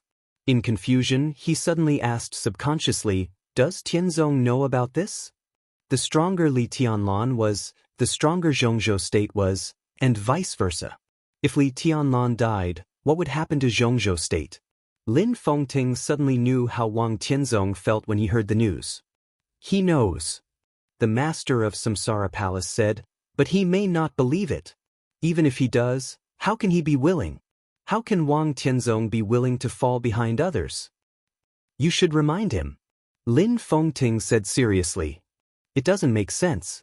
No matter how much I say, he won't believe it. Ambitious people are suspicious. The master of Samsara Palace smiled.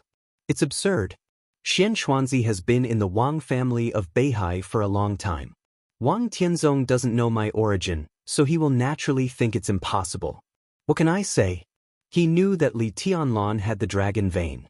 At first, he wanted to kill Li Tianlan and use Xianxia to seize the dragon vein for the Wang family of Beihai. He hasn't given up such a plan until now. But Xianxia is from the Samsara Palace. Lin Fengting said softly. Yeah. The master of Samsara Palace nodded. So, if Tianlan really dies in Eastern Europe, the dragon vein will reappear. If it collapses, Xianxia will use all means to make the Wang family of Beihai fall into hell and be doomed eternally. Lin Fengting's heart shook. If the Wang family of Beihai was really doomed eternally, it would cause an uproar that would affect the whole world. Lin Fengting couldn't imagine what kind of scene it would be. You really are a lunatic. Lin Fengting sighed softly. The master of Samsara Palace was silent. After a long time, she said softly, in fact, I don't have much bad feelings for the Sword Emperor. She seemed to be recalling something and continued, there are not many men I like in my life. Tianlan is one, Huang Tu is one, you are one, and Wang Tianzong is also one. I respect and appreciate you, Mr. Wang. I admire and even fear Wang Tianzong, which has nothing to do with love. A man like him seems to do everything he should do, even take it for granted. From any point of view, he can be called a hero of his generation. To be honest, in some aspects, even Tianlan is not as good as him.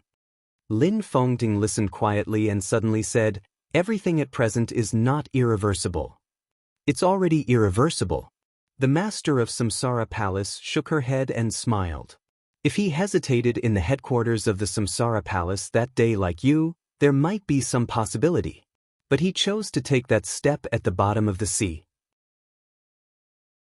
I'm not talking about the hatred of destroying the headquarters of the Samsara Palace, but the step from the peak of the invincible realm to the half-step Supreme Master. That step was too decisive. The stronger Zhongzhou state is, the stronger Tianlan is. The stronger Tianlan is, the stronger Zhongzhou state is. The Li family is far from recovering, and Tianlan is not completely rising. In today's Zhongzhou state, the Wang family of Beihai is the most powerful force with the strongest fate. Do you know what this means?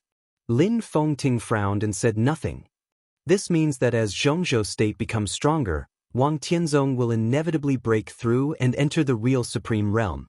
He will become the chosen one, the perfect chosen one. The master of Samsara Palace smiled softly as if sighing.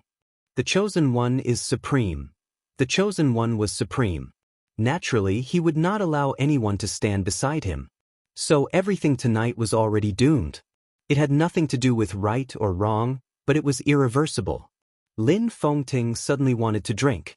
He reached out and flicked his fingers, condensed a crystal-clear water droplet in the air, and put it in his mouth. The cold and cool liquid was swallowed into his abdomen.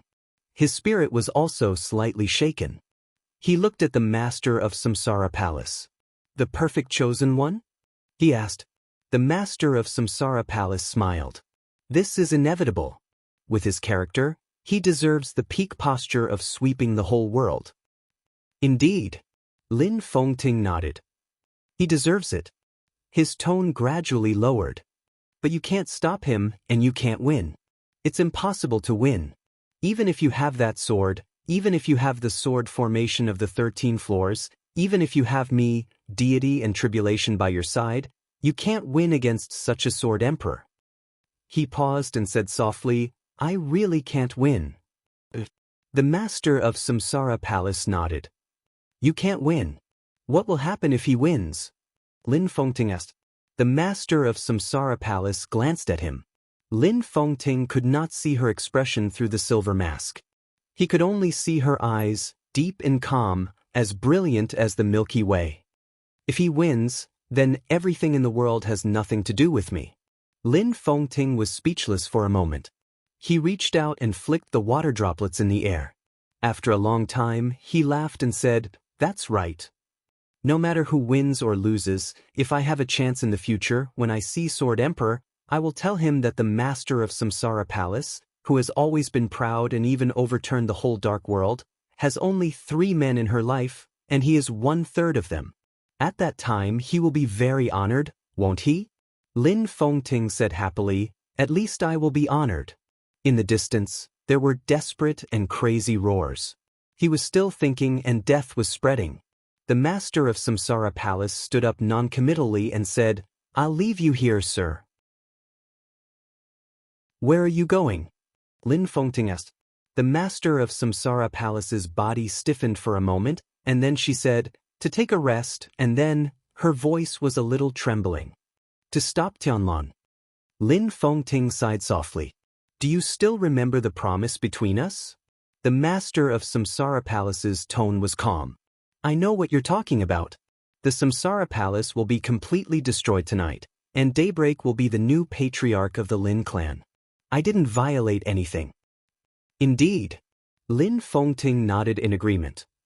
"It seems that you didn't violate anything." His eyes gradually became sharp. "But is the new patriarch of the Lin clan really Qin Weibai in the future? Is the one following you really Qin Weibai?" The master of Samsara Palace turned around little by little. Her eyes were completely inexplicable. "If she is not Qin Weibai, who else can she be?" Lin Fengting took a deep breath and turned to look in the direction of the manor villa. Qin Weibai, dressed in white, stood at the door. She was so proud, so perfect, so delicate, so cold. It was snowing in the sky, and the moon was in the clouds. Peerless beauty. Lin Fengting was speechless for a moment. After a long time, he said reluctantly, "I'm afraid she can't control the Lin clan." The master of Samsara Palace turned around again and said in a calm tone, "She can control the new stream, whose believers are all over several countries, so she is naturally qualified to control the Lin clan." Chapter 593. As the largest and most bloated organization in the Dark World, the headquarters of the Polar Ground Alliance was located on a relatively flat glacier in the polar region. The headquarters was less than 300 miles away from Mormons, just out of the border of snow country. In the past many years, this glacier, which did not belong to any country in Eastern Europe and meant the Dark Plain in the language of snow country, was the center of all the dark forces in snow country. The collapse of the Polar Ground Alliance was too sudden, and its internal structure was so bloated that even if it collapsed vigorously, the speed of the Polar Ground Alliance's disintegration was still extremely slow. After the destruction of the Violet and Morton families, the remaining core figures of the two families went deep into the polar region and the Dark Plain as soon as possible. A large amount of wealth of the two families was taken away by them, and then some experts of the Eastern Church were recruited. In the case of Tyrant's disappearance, the two families restabilized the control of the Polar Ground Alliance in the shortest time. However, without strength, the control in name and interests was ultimately an illusion. While the remaining important figures of the Violet and Morton families were still dreaming of revenge, the news of Tyrant's return had spread throughout Eastern Europe. The violent vanguard had spread to every corner of Eastern Europe. Before the two families and the Polar Ground Alliance could react, Tyrant had entered the Dark Plain alone. An extremely bloody and violent suppression followed. 3 hours later, Tyrant, who had returned and recovered to his peak state, killed 21 thundershocking realm experts of the Polar Ground Alliance and slaughtered half of the remaining elite knights of the Eastern Church. Countless elites of the Polar Ground Alliance who chose to support the Violet and Morton families turned into corpses and minced meat in his hands. Ivy Violet, who used to be the third in the Violet family and could be regarded as the cousin of the president of Snow Country in terms of blood relationship, was broken by him. The old patriarch of the Morton family wanted to kneel down and beg for mercy. At the moment he knelt down, Tyrant had kicked his head away. Straightforward, bloody, violent, and ferocious. A conflict broke out between the elites who were still loyal to Tyrant and those who surrendered to the four families. The war and bloodshed lasted for a short period of time. 2 of the 4 families were destroyed, and the other 2 entered Zhongzhou state. Tyrant, who was completely free from the shackles, was extremely decisive. According to the information he obtained, he directly removed all the spies belonging to Rekvia and the Qin clan. In less than a few hours, Tyrant had become the only will in the Dark Plane. The elites of the Polar Ground Alliance that were still in the headquarters began to assemble. On the flattest part of the glacier, large armed transport helicopters of Snow Country were already in position. On the dark plains, densely packed figures were moving. They held weapons and carried killing intent. Target: Mormons. Tyrant sat on the throne in the middle of the Alliance Hall, looking out the window into the distance. His line of sight passed through the glaciers and seemed to have seen the purgatory where every step he took was made of flesh and blood. Tyrant was expressionless as he touched his wrist. He wore a dark red bracelet on his wrist, and a dazzling scarlet gem was embedded in the center of the bracelet, shining brightly. That was Tyrant's biggest trump card. Among the 12 murderous weapons in the Dark World, it was second only to the Human Emperor. Its shooting speed was the fastest, and its single-target lethality was not inferior to that of the Human Emperor. Formless grace. Tyrant's restless heart gradually calmed down. After the battle with the master of Samsara Palace, he fell everywhere in Eastern Europe, and his state of mind was overturned. Now he had a vague sign of a breakthrough. If he took this small step forward, he would be closer to the peak of the invincible realm. Even if he couldn't break through, he would be a little stronger than he used to be. In this state, he held the formless grace that had been fully charged. With the murderous weapon in hand, he would not be inferior to any expert at the peak of the invincible realm in terms of lethality or deterrence. The chaos was bloody, and the general trend was surging. Tyrant touched the formless grace and once again confirmed a fact. He already had the qualification to decide the general trend. "Your Highness," the president called. An expert of the Polar Ground Alliance from the military of Snow Country walked quickly into the hall and respectfully handed the phone to Tyrant. Tyrant took it and said calmly, "Mr. President, how is the Dark Plains?" The president of Snow Country's tone was low. "I killed Ivy." Tyrant was silent for a while and said blandly, "Ivy Violet. She was one of the core members of the Violet family. Before it was destroyed, the reason why the Violet family was considered the first family in Eastern Europe by most people was that they had a huge influence in Snow Country. In the past 100 years, the Violet family had produced 4 presidents and 3 prime ministers of Snow Country. The current president of Snow Country was also from the Violet family. The president of Snow Country was silent for a moment and said blandly, "I see. How is the Dark Plains?" "Everything is under my control." Tyrant's voice was cruel and fierce. "My people are gathering. Within 3 hours, nearly 30,000 elites of the Dark Plains will enter Mormons. The winner will be us." In the low breathing sound, the voice of the president of Snow Country sounded. "Your Highness, you only have 2 hours." "Okay." Tyrant hesitated for a moment before he made up his mind. 2 hours then. The president of Snow Country agreed. Although he was from the Violet family, he did not care about Ivy's life or death. As one of the longest-serving presidents in the history of Snow Country, President Jia Delin's disagreement with the Violet family had become more and more serious in recent years. This was not because he was not a direct descendant of the Violet family, but because of the natural opposition between the ruler and the wealthy capital. The Violet family was too powerful in Snow Country. Such power was beneficial sometimes, but more often, the Violet family was like a blood-sucking tumor lying on the lifeline of Snow Country.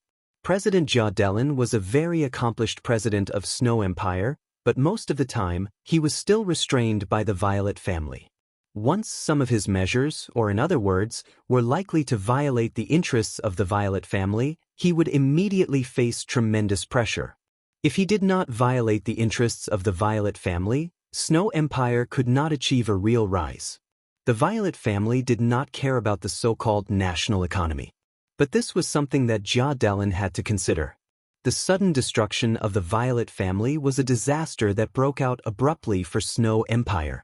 Since the destruction of the Violet family, millions of people in Snow Empire had lost their jobs, and the declining economic strength had become increasingly depressed. This also made Jia Delin see the essence of the Violet family more clearly. If this disaster could completely remove this tumor, Snow Empire, which had lost the Violet family, would seem to be greatly weakened, but the future would become more hopeful.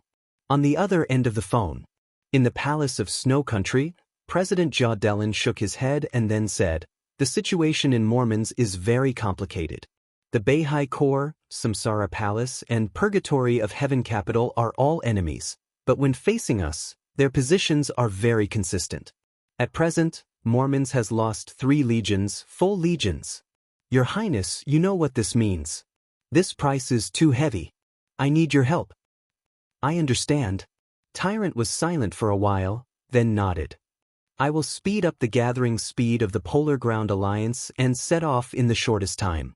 2 hours. I need at least 2 hours." The corner of Jia Delin's mouth twitched, but he did not continue to embarrass Tyrant. Tyrant had suppressed the Polar Ground Alliance fast enough. After the bloody battle of internal strife, it would take time for the personnel to gather and recondense their combat effectiveness. 2 hours, indeed, could not be any less. Although this meant that Snow Country needed to fill in another legion or even more people to fight for this time. "I can give you 2 hours, but you must be fast." Jia Delin held the phone tightly, and his tone was almost a low roar. Tyrant did not say much, but simply and resolutely responded, "Snow Country will win."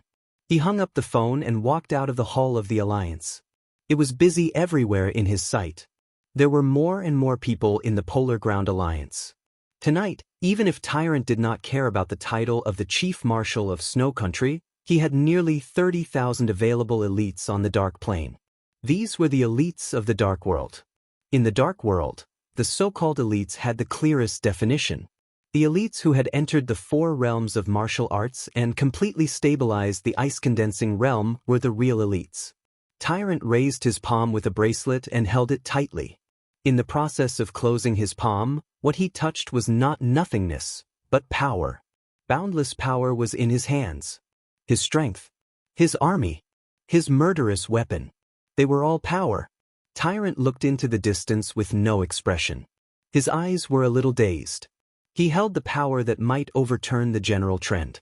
At this moment he thought of Snow Country, the Wang family of Beihai, the Samsara Palace, and the Polar Ground Alliance. These were like one road after another. Tyrant never found that he had so many choices now. He smiled a little self-deprecatingly and thought of a sentence that the famous marshal of Zhongzhou State once said. A soldier had no choice. So he was now the chief marshal of Snow Country. But after all, he could not be regarded as a soldier. When he hung up the phone, the morning sun over the capital of Snow Country had begun to rise gradually. The summit of the countries that lasted for nearly a night was finally over. A night of bloodshed and turmoil. The war that broke out abruptly began to decline after the peak. The flames of war were still burning all over Eastern Europe, but there was a tendency to gradually extinguish. There were only 2 real main battlefields. From Snow Country to Reki City. Mormons. At present, the battlefield from Snow Country to Reki City had suffered unprecedented setbacks. The defeated troops of the 6 legions were continuously returning to Snow Country, and Mormons was also in a stalemate. These 2 core battlefields were all presided over by Snow Country, and Snow Country had suffered great losses as a result. But Jia Delin's expression was still calm. After ending the call with Tyrant, he seemed to be a lot more relieved. In this extremely long and turbulent night, it was Snow Country who initiated the war. The real beneficiaries were the other Eastern European countries in Snow Country's camp. Both the defeated and Snow Country suffered heavy losses. But if countries wanted to keep their interests, they had to help Snow Country. So after the meeting, The coalition forces of various countries had appeared on the road to Snow Country in a mighty manner. At present, there were no real experts in Eastern Europe except Tyrant. But they had enough troops. Hundreds of thousands. Millions of people pushed over together. Peak of the invincible realm? Half-step chosen one? There was a ferocious look in Jia Delin's eyes. Go to hell. He firmly believed that he would be the final winner and that Snow Country could laugh to the end. Once this war ended, the whole of Eastern Europe would undergo earth-shaking changes. The countries in Snow Country's camp would unite around Snow Country. Without the restraint of Violet, Snow Country would get through the painful period of the war at the fastest speed, and then usher in the fastest development. Snow Country could even annex these countries that were standing beside Snow Country at this time and form a new Snow Country Federation. During his term, he would lead Snow Country to the peak again, to compete with Zhongzhou State and Star State. Jia Delin's name would also be recorded in the annals of history forever. All of this was great. The president got up from his seat and planned to enjoy today's breakfast. Bang!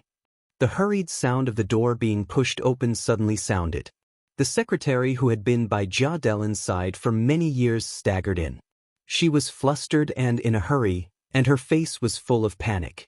Jia Delin's mood, which had just improved a little, immediately fell to the bottom. He liked his secretary very much and knew him very well. At present, the other party's performance did not mean that his psychological quality was poor. It could only mean that Snow Country must have encountered some special situations that were completely unexpected. What's wrong? Jia Delin asked. There was a hint of nervousness in his voice that he didn't even notice. Gone. The secretary was out of his wits. He looked at Jia Delin and seemed to want to say something, but he couldn't say anything for a while. He just kept repeating, gone, what's gone? An indescribable uneasiness rose. Jia Delin suddenly held the secretary's shoulder and shook him hard. The secretary's body was soft and fell to the ground as he shook. The moment his body touched the ground, he seemed to come to his senses and suddenly sat up from the ground. His face was pale, and there was an obvious crying tone in his trembling voice. Mr. President, the Divine Shield Core is gone. With an apocalyptic aura, his voice was crazy and a little hysterical, as if he was venting the fear in his heart. In less than 3 hours, the Divine Shield Core is gone. Buzz! Jia Delin's mind went blank in an instant. His body swayed back and leaned against the wall. Divine Shield, he muttered to himself as if he was delirious. After a long time, he suddenly jumped up and roared wildly, "How is it possible? The Divine Shield Core. My Divine Shield Core, how is it possible?" The secretary burst into tears and trembled all over. The Divine Shield Core. This was the largest core in Snow Country. Compared with the other core of about 30,000 people, the Divine Shield Core had nearly 200,000 elite soldiers. It was the largest, most complete, and most well-equipped super-comprehensive corps in Snow Country. The position of the Divine Shield Corps was the border corps. Nearly 200,000 troops were stationed on the border between Snow Country and Zhongzhou State. There were more than 15 generals and 2 marshals in the corps. Such a force was the core force to ensure the stability of half of Snow Country. Now, the secretary said that this force, the Divine Shield Corps, was gone. What's gone? Jia Delin said in a trembling voice. It's Dongqing Wudi. The secretary cried and choked with sobs. Dongqing Wudi, the god of massacre of Zhongzhou State, led the Black Dragon Army and directly crushed the defense line of the Divine Shield Corps. There were many bits and pieces of news. But Jia Delin could no longer hear it clearly. He could only remember the first few words in his mind. Dongqing Wudi. The whole world knew what it meant to meet Dongqing Wudi in the war. To be exact, it meant what it meant to meet Dongqing Wudi on the battlefield and be defeated. This was the god of massacre of Zhongzhou State. He was the most outstanding marshal in the world in recent decades, and also the marshal with the strongest killing intent. Those who are my enemies don't expect to keep their dignity. Those who are my enemies don't expect to survive. Those who are my enemies, I'll flatten you, I'll crush you, The murderous voice that once echoed throughout the dark world meant the same fact. Dongsheng Wudi's core did not leave anyone alive or captives. So the defeat of the Divine Shield Core was not a retreat, but a death. It was gone. On the morning of August 24th, Dongsheng Wudi, the god of massacre of Zhongzhou State and the executive minister of the army headquarters, appeared in the camp of the Black Dragon Army of the Border Control Corps. At 5:15, 80,000 elites of the Black Dragon Army gathered. Dongsheng Wudi led the army to attack Snow Country in person. At 8:10, the defense line composed of nearly 200,000 people of the Divine Shield Corps of Snow Country was completely penetrated. Countless people of the Divine Shield Corps died in battle. At 8:40, after a short rest, the Black Dragon Army officially stepped into the border of Snow Country. At this time, the morale of the entire Zhongzhou State had been completely ignited, and the soldiers of Zhongzhou State that could sweep everything was ready to move. At 9:30, the border city of Snow Country, Moliai, fell. The Divine Shield Corps, which fled to Moliai City and had no time to breathe, was once again crushed and slaughtered. At 11 o'clock, Alai City fell. Nearly 4/5 of the nearly 200,000 troops of the Divine Shield Corps were killed in the morning. The military flag embroidered with a magic sword moved forward in Snow Country, sweeping everything before it. Dongsheng Wudi was stained with blood. Since the beginning of the war, the military flag had been flying at the forefront of the Black Dragon Army, and Dongsheng Wudi had been standing at the forefront. He did not retreat even half a step. At 1 o'clock, Anral Castle, the Black Dragon Army, which had less than 60,000 people left, approached the city. Dongsheng Wudi stood at the forefront and seemed to be integrated with the army of less than 60,000 behind him. He was invincible in the world. At this time, the president of Snow Country, Jia Delin, who had adjusted his mood, finally began to call Dongsheng Wudi. Dongsheng Wudi answered the phone, but he did not negotiate. There was no threat. Just like the Wang family of Beihai, the Sword Emperor was the emperor of martial arts, and he was the well-deserved god of massacre in the army.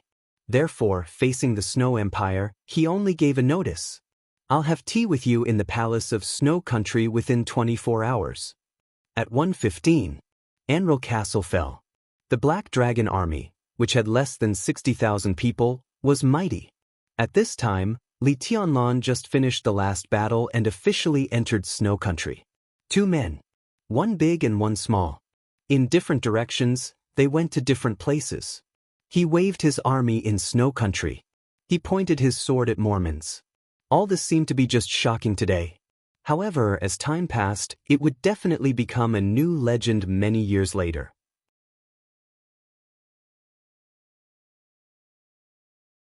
Chapter 594. A 10,000-word chapter.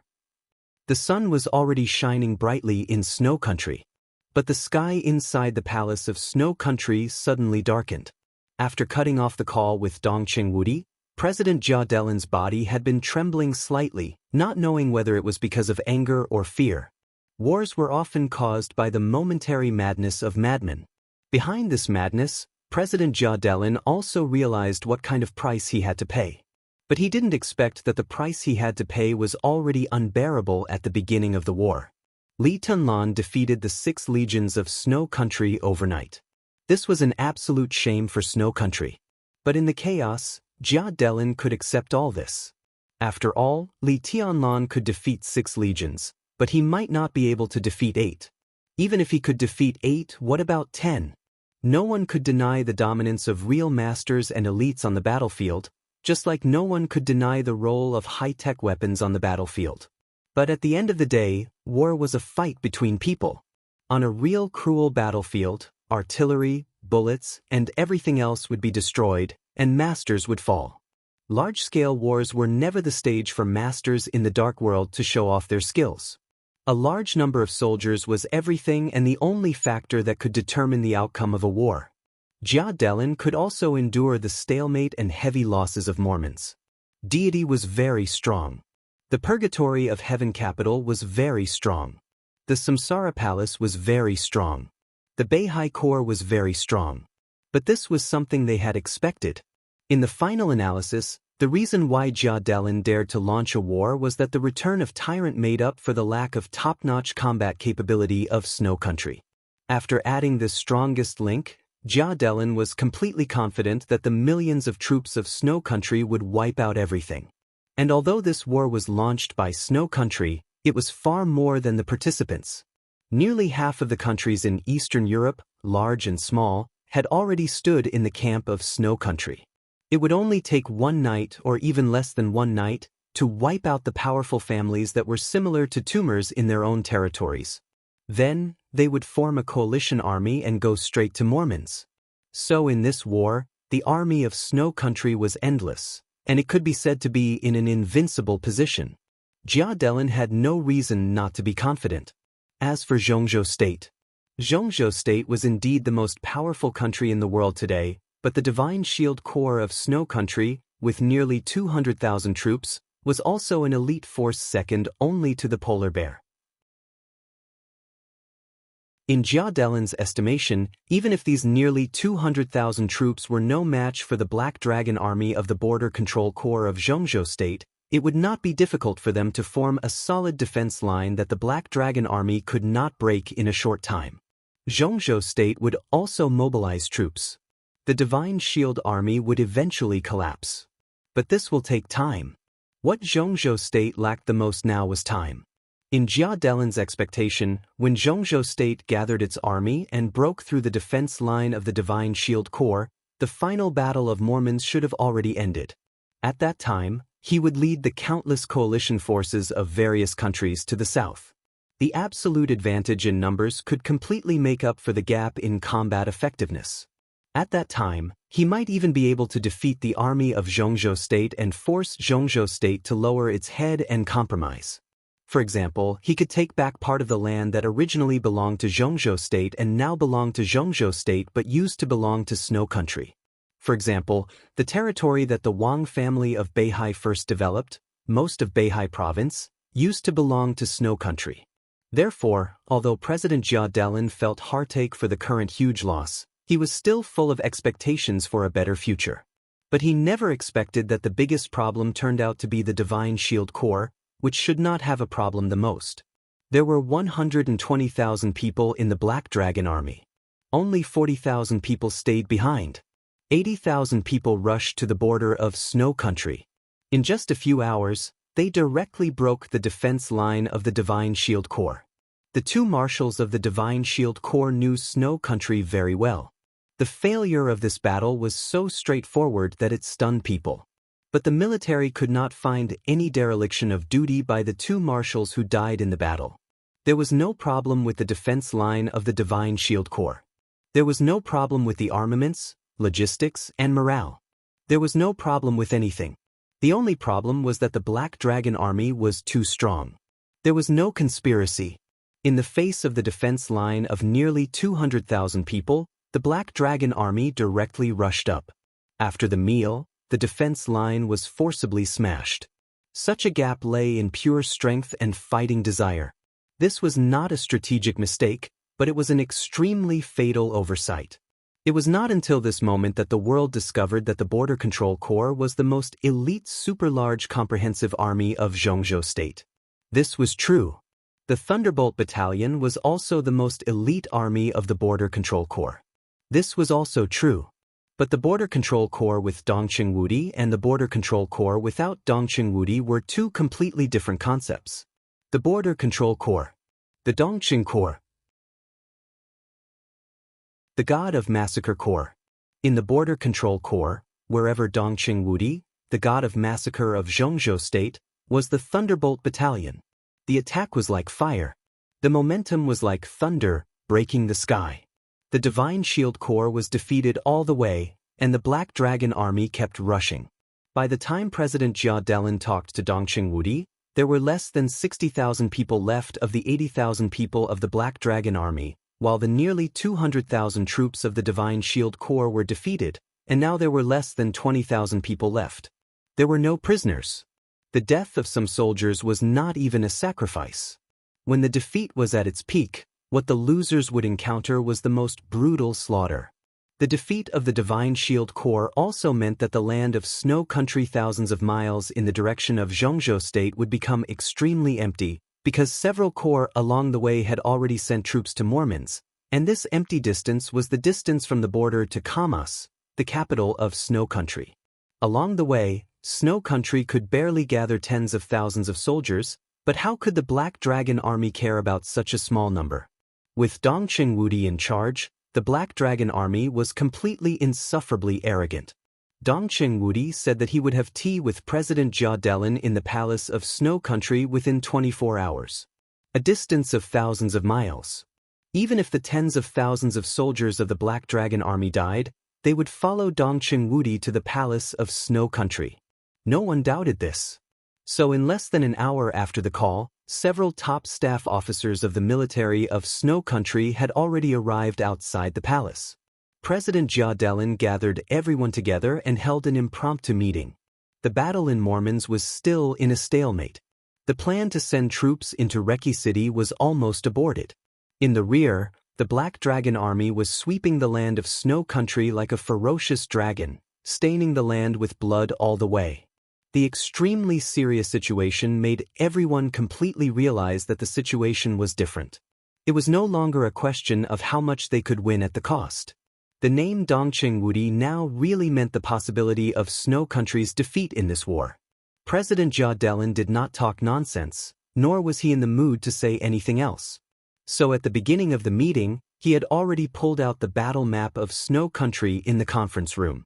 The northernmost part of the map, which represented the small area of Mormons, was completely crimson. At the border with Zhongzhou State, there was a large area of conspicuous crimson. Now the crimson was spreading toward the interior of Snow Country, and it was pointing to the capital, Kamas, in an almost straight line.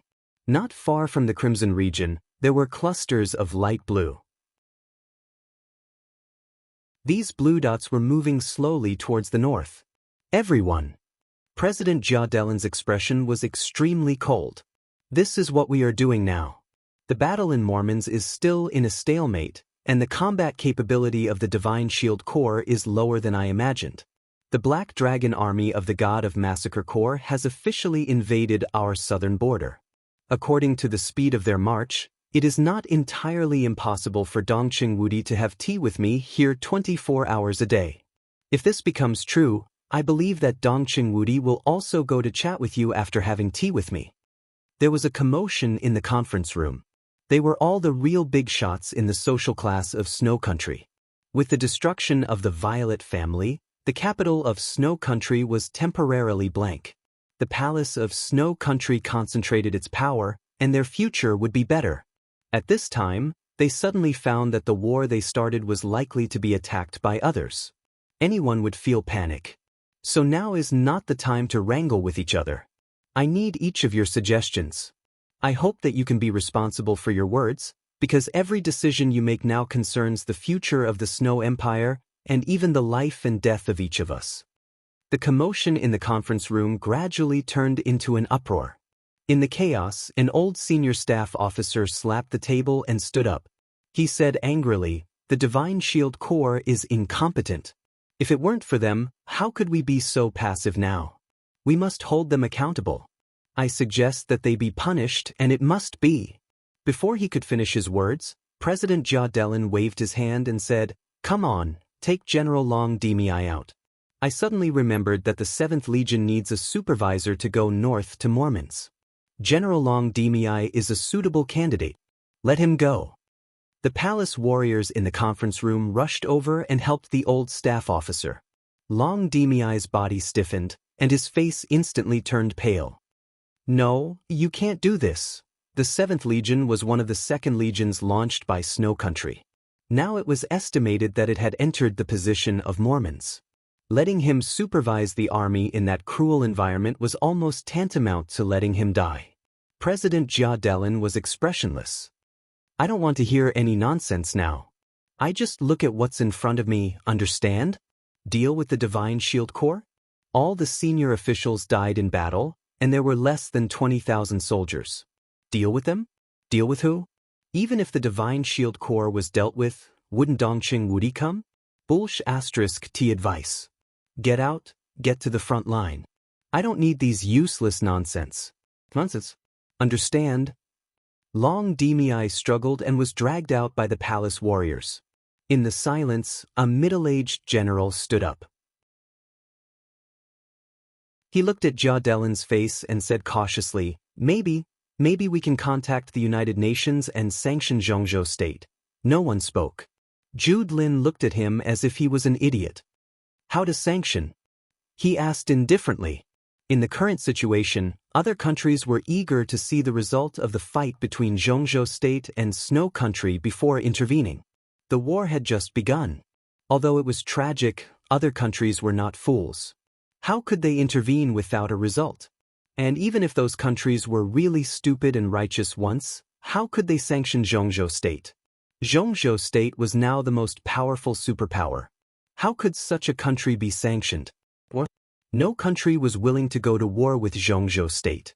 Economic sanctions? Every time the currency of Zhongzhou state appreciated or depreciated, it directly affected the economy of the world. The so-called sanctions were nothing more than a joke. The lieutenant general's face turned red. He sat down awkwardly and didn't speak anymore. Everyone was looking at the map. In fact, there was a relatively reliable way at present. It was just that no one had said it for the time being. The red area on the map was the area invaded by Dongqing Wudi, and the light red area was his marching route. Around, near, and not far from these areas, there were light blue areas, all of which were Snow Country's own legions. At a rough glance, there were at least 7 or 8 legions in those blue areas, which meant that 7 or 8 legions were rushing to Mormons at this time. If these 7 or 8 legions could stay to stop the defense line, there would be another army of more than 200,000 soldiers. In this way, there would be hope to stop Dongqing Wudi. Of course, this method was good. However, if more than 200,000 troops were detained at once, not to mention the impact on the morale of the army when it suddenly retreated on the way to the front line, how could Mormons make up for the lack of more than 200,000 troops? This question was very important, but it involved their own life and death. In fact, the victory or defeat of the war had already been decided. Therefore, there would always be people who would stand up and put forward such a suggestion. After all, this was the only feasible way. However, in such a situation, whoever stood up and said this first was admitting that he was afraid of death. It was okay to be afraid of death. But in the war, how could a soldier be afraid of death? This chapter is not over. Please turn the page. Once he stood up this time, he would not be able to get his power and status in the future. There was silence. There was a long silence. Until the shrill ringing of the phone was suddenly remembered. Jia Delin's arm trembled. He took the phone from the secretary and listened to it for a while. His eyes became colder and colder. He threw the phone on the desk in front of him and said in a cold tone, "The latest battle report shows that Rus City has fallen. The Divine Shield Corps," he paused and said with great bitterness and difficulty, "the whole army was wiped out." There was an uproar. The crimson-red area on the battle map once again spread forward a certain distance. The distance was actually very small. But Snow Country, which had the largest territory in the world, was actually not big on the map. This stretch of distance made everyone shudder with fear. How could it be so fast? In the uproar, a relatively young staff officer finally stood up. This young man, who should have had a great future in Snow Country, said calmly, "Mr. President, I suggest that we immediately transfer back the 7 Corps in the area near Dongqing Wudi and form a line of defense to protect Kamas." His voice seemed steady, but it was trembling. No one despised this young man for being afraid of death. Everyone looked at him with gratitude. Jia Delin glanced at him and said in a dull tone, "What about Mormons?" "It's more important here," the young staff officer said quietly. "Important? What's important?" Jia Delin asked. He suddenly stood up and roared hysterically, "What's important here? Because this is the capital? Is there a palace here? If we lose this place, Snow Country will lose face?" Bulsh asterisk T. An army of 200,000 people was wiped out in a few hours. F asterisk CKU. Do you have face? Is this place more important than Mormons? If we fail in Mormons, do you idiots know what will happen to Snow Country? Stupid. Idiot. Incompetent. As he roared, everyone lowered their heads, not saying a word. Jia Delin gasped heavily and looked at the silent scene. After a long time, he suddenly laughed. It seems that you idiots won't have a better suggestion, right? It was quiet. Jia Delin nodded. Then, I have a better suggestion. He looked at the young staff officer who was still standing there and said calmly, Vincent is right. Of course, the capital is important, but compared to Mormons, it's not that we can't compromise here. Even if we compromise, can we defeat Dongqing Wudi by detaining these 7 legions? Who has the confidence? Who has the confidence? It was still quiet. Jia Delin continued to nod. Look, we don't have the confidence to defeat Dongqing Wudi, but what if we change our perspective? Who has the confidence to defeat Wulan State? Everyone raised their heads and looked stunned. Defeat Wulan State? The army of Wulan State was not strong. After the trial day and the date of death, Wulan State's military power and high-level officials suffered heavy losses. Too many people were sure to defeat Wulan State. I won't admit defeat, Jia Delin said blandly, so I want to bet with Dongqing Wudi. I believe that the army of Snow Country is a real elite. Give my order. He turned his head to look at the blue light spot on the map and pointed. Let the 9th Corps and the 14th Corps stand by. Others, continue to go to Mormons. Everyone looked at the screen. On the screen, the positions of the 9th Corps and the 14th Corps were extremely subtle. In everyone's speculation, Jia Delin grinned grimly. President Li Huaqing of Zhongzhou State is in Reki City. As long as we take Reki City and capture the president of Zhongzhou State, do you think Dongqing Wudi will continue to march? In the quiet conference room, a group of high-level officials looked at Jia Delin blankly. No one even objected. There was only one thought in their minds. Crazy. Jia Delin was completely crazy. Jia Delin looked at the map. On the map, the 2 corps he had left were only a few hundred miles away from Reki City, much shorter than the distance that Dongqing Wudi had traveled to the capital of Snow Country. Jia Delin nodded with satisfaction, looked at the crowd around him, and said blandly, Who wants to go with me? In the roar, everyone stood up. Not because everyone was willing to go, but because they were shocked. The meaning of this sentence couldn't be simpler. Jia Delin, the president of Snow Country, was going to attack Reki City in person when Dongqing Wudi marched to the capital.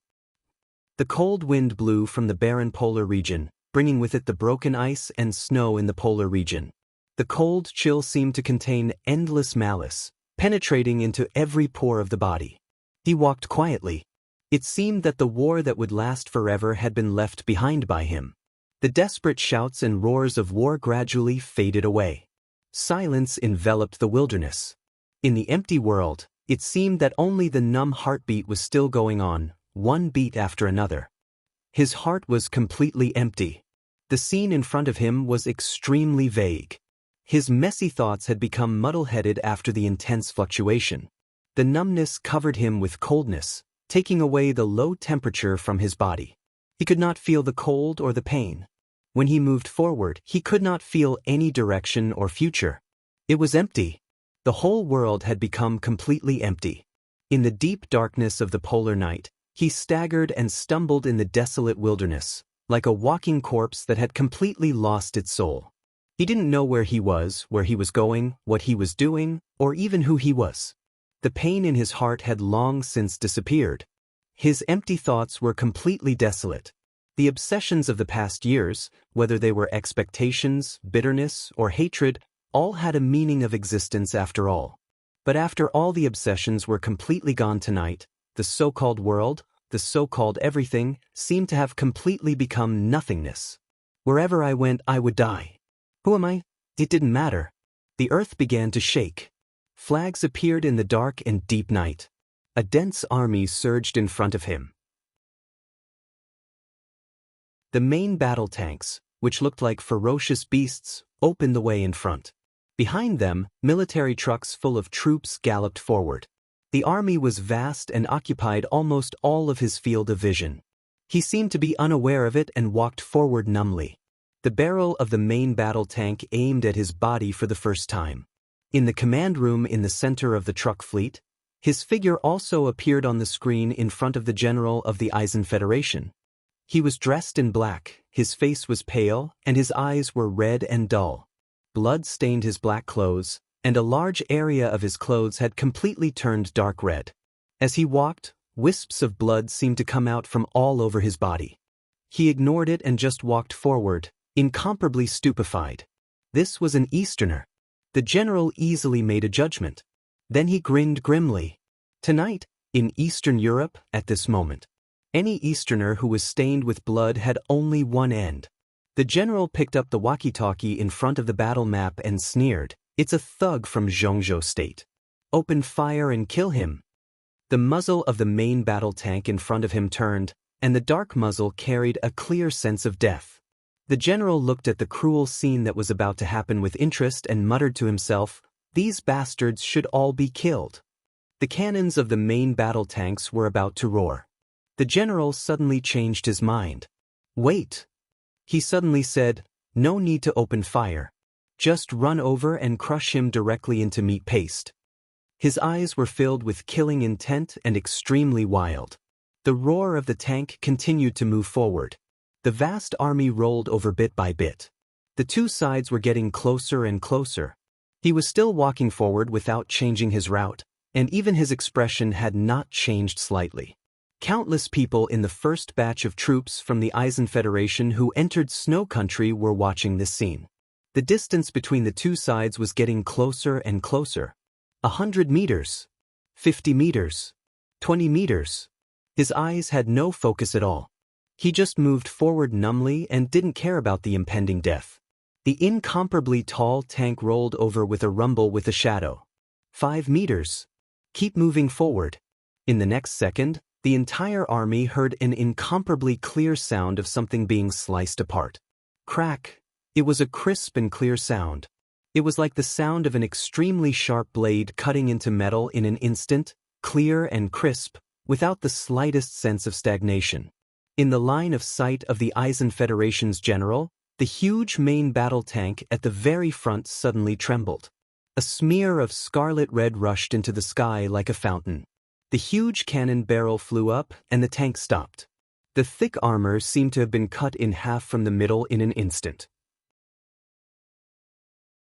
The cannonball inside the tank suddenly exploded, and a large area of fire engulfed the nearby armored vehicles. The roaring sound occupied the entire vision, and the raging fire burned. Only the clear and crisp cutting sound was still ringing. The general blinked his eyes. He didn't feel angry or frightened. What happened in this instant almost violated all his common sense, so he just felt a little absurd, and even suspected that he was hallucinating because he was too nervous about the coming battle. Explosions and raging fire burned in the army. The entire army was dead silent and looked extremely sluggish. In the fire that almost burned the night sky, the numb and stiff figure walked out. He staggered forward like a walking corpse, and cyclones seemed to be condensing around him by instinct. There were more and more cyclones, and then they continued to elongate, turning into tangible and invisible sharp blades. Thousands of sharp blades danced in front of him, spreading to the entire army.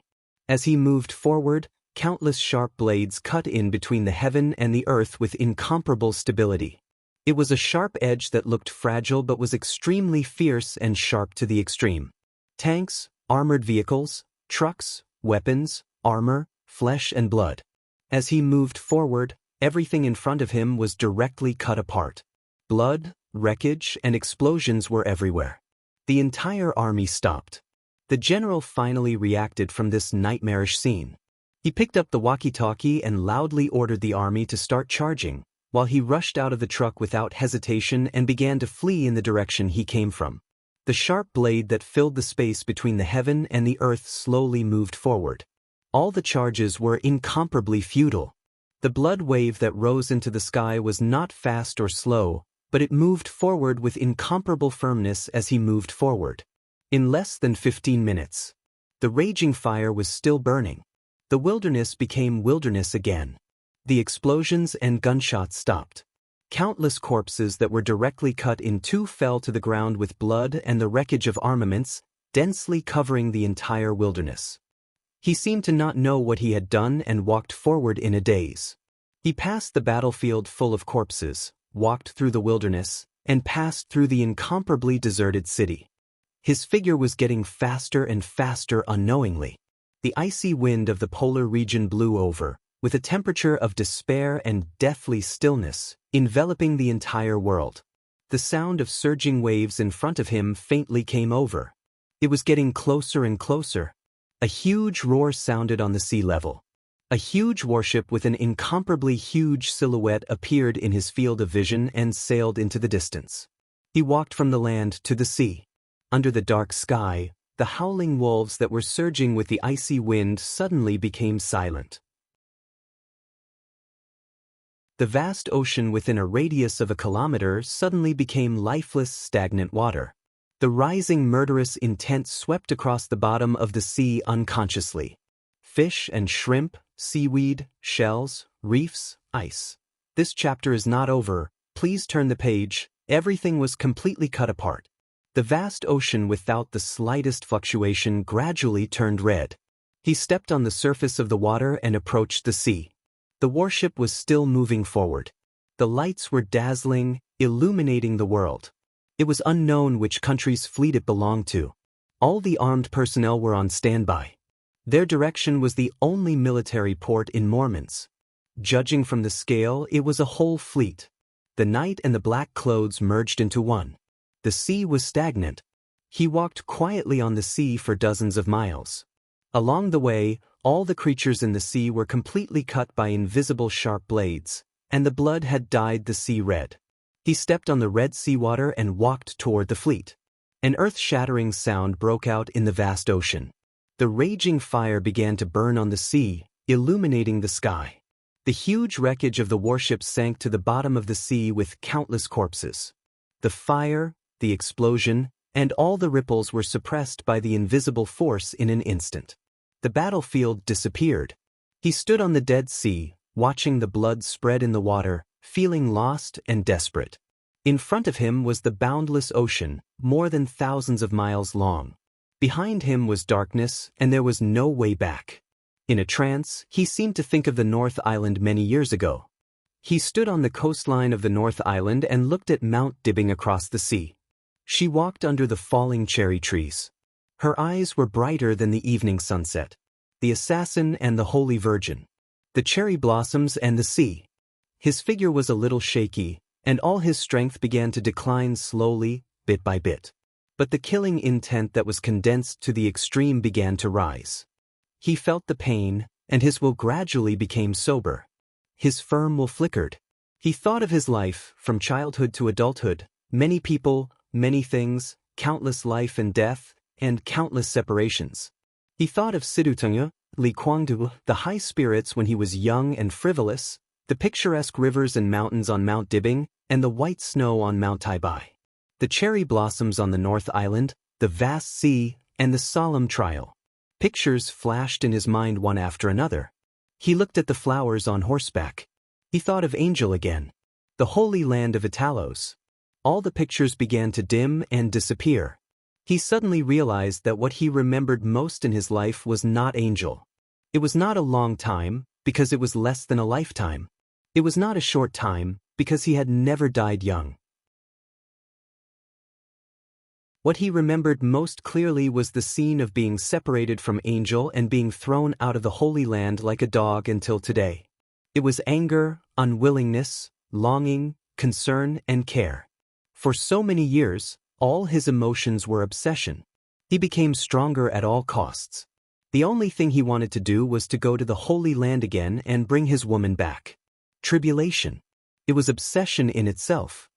He stood on the sea, and his eyes were burning. That was the raging fire of Mormons. Countless saint warriors were gathering. Her body was nailed to the cross. Blood flowed and floated in the air. The fire was burning, twisting the air. That was the last time. He did not see her face clearly. Her expression. In the space distorted by the fire, the last time, the last time. The only thing he could touch was the vast will. She turned into ashes in the raging fire all over the sky, and the dust drifted all over the sky. She did not even leave a word. They met again after so many years. If she could speak, what would she say? What did she want to say? What else could he say? He thought quietly and finally understood that no matter what she would say, it was no longer important. Because she was gone. He began to cry again. Standing on the vast sea, surrounded by the vast and silent ocean, the night fell and merged with the black seawater. The murderous aura continued to spread. It was not until this moment that he really realized that he really had nothing left. He stood quietly, no longer moving forward, no longer pursuing, as if he would stand until the end of time. Until a voice sounded in his ear. It was peaceful, indifferent, calm, and casual. This low voice easily pierced through his killing intent and appeared in his ears. "Are you waiting for me?" He did not respond. The voice sounded again, "Can you stop me?" He raised his head and looked ahead. Wang Tianzong, in a black costume and carrying a huge sword, walked over from the sea. He crossed the mountains, walked across the plains, and crossed the sea. 1,000 miles were behind him, but he was not tired at all. Instead, his spirit became more and more vigorous. Tribulation's eyes were a little confused, and his voice was hoarse. "She is dead." Wang Tianzong was stunned and then fell silent. It didn't matter who Tribulation was talking about. What mattered was that there was only despair and emptiness in his tone. He could not understand such a feeling, but more than 20 years ago, at a certain moment, he felt the same way. Wang Tianzong looked at Tribulation and felt his rising and completely out of control killing intent. His state was declining, but the condensed killing intent with endless sharpness had broken through the scope of the half-step chosen one and truly reached the supreme domain. His eyes were a little emotional. When he was young, Tribulation had been with him for a while. At that time, he and Li Kuangtu were still brothers. He and Tribulation were not friends. But Li Kuangtu and Sidu Zhongyue's younger brother was also his younger brother at that time. Wang Tianzong thought quietly. At that time, Wang Xiaoyao seemed to have a good relationship with Tribulation. He was also optimistic about Tribulation's future. But he had never thought that when he was at his strongest, the strongest opponent he met in his life turned out to be Tribulation. Tribulation stood in front of him on the sea. In front of him was his path. "I can understand your mood," Wang Tianzong said slowly. His words were a little pale. Tribulation looked at him blankly, with only confusion. Wang Tianzong was silent for a long time before he said again, "Where do you want to go? I'll send you." Tribulation looked at him and smiled bitterly. "You want to send me? Is there anyone else who can send me?" "I can," Wang Tianzong said lightly. Tribulation's smile grew bigger and bigger, but also more and more bleak. The last tear flowed through his eyes and down his cheek, falling. He opened his mouth softly and said vaguely and hoarsely, "Okay." Wang Tianzong's eyes gradually burned and were extremely bright. His voice sounded clear and faint. "Have a good trip." Tears fell into the vast sea. Ripples appeared on the still surface of the water. The ripples spread out. Under the dark sky, the whole sea area roared wildly in an instant. Monstrous waves rushed to the sky thousands of meters high in an instant, and water drops with sword intent covered the sky. Tribulation let go of everything and rushed directly to Wang Tianzong. The space was completely shattered by the killing intent. Light and shadow suddenly lit up in the endless darkness and silence. Tribulation's martial arts began to collapse. All his strength retreated to the chi-controlling realm, and then rose wildly. Ice-condensing realm, fire-flaming realm, thunder-shocking realm. He entered the invincible realm in an instant. The peak of the invincible realm. Half-step chosen one. Supremacy. An unprecedented glory and pinnacle gathered on his body. Monstrous waves surged and gathered as he rose. Tribulation opened his hands. At this moment, he held almost the entire Arctic Ocean in his hands. In the shortest time, the huge wave rushed across the sky of tens of thousands of meters, like a roaring gathering rising from the sea. With condensed sword intent, it broke through the space, devoured the void, and directly arrived in front of Wang Tianzong. Wang Tianzong pulled out the huge sword behind him. Coldness of 9 states. Buzz. A clear sound suddenly rang out between the sky and the sea. The black huge sword appeared clearly in Tribulation's sight through the huge waves tens of thousands of meters away. Everything engraved on the blade seemed to light up. The sun, moon, stars, mountains, rivers, and everything in the world. They were all reincarnated. They were all one sword. This sword was here. Wang Tianzong's figure seemed to be standing in another world. He pulled out the sword in another world. The sun and moon were above his head, and the rivers, lakes, and seas were all trembling. That was the most essential sword. A simple, pure sword. The sharpness that filled the world gathered on the sword edge, smashing the night sky and tearing the huge waves. The sword energy kept filling his eyes. It was extremely real, but also extremely illusory. Light and darkness were constantly alternating in this sword. Between day and night, the extremely explosive sword energy instantly arrived in front of Tribulation. Boom! In the extremely loud roar, the sea surface tens of thousands of meters around suddenly sank. There seemed to be a scorching sun in the dark night sky. It was illusory and real. The sun, moon, and stars were all sword light. The sea area tens of thousands of meters turned into a huge vortex under the completely boiling sword energy.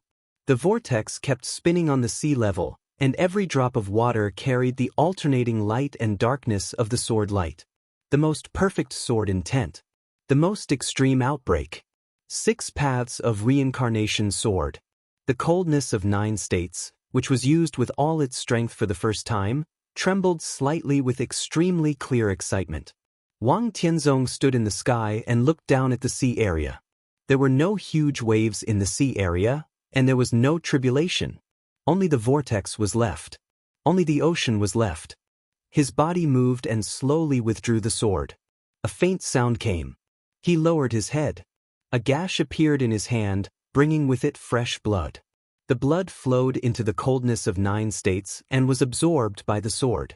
Wang Tianzong looked at his palm. After a long time, he raised it gently.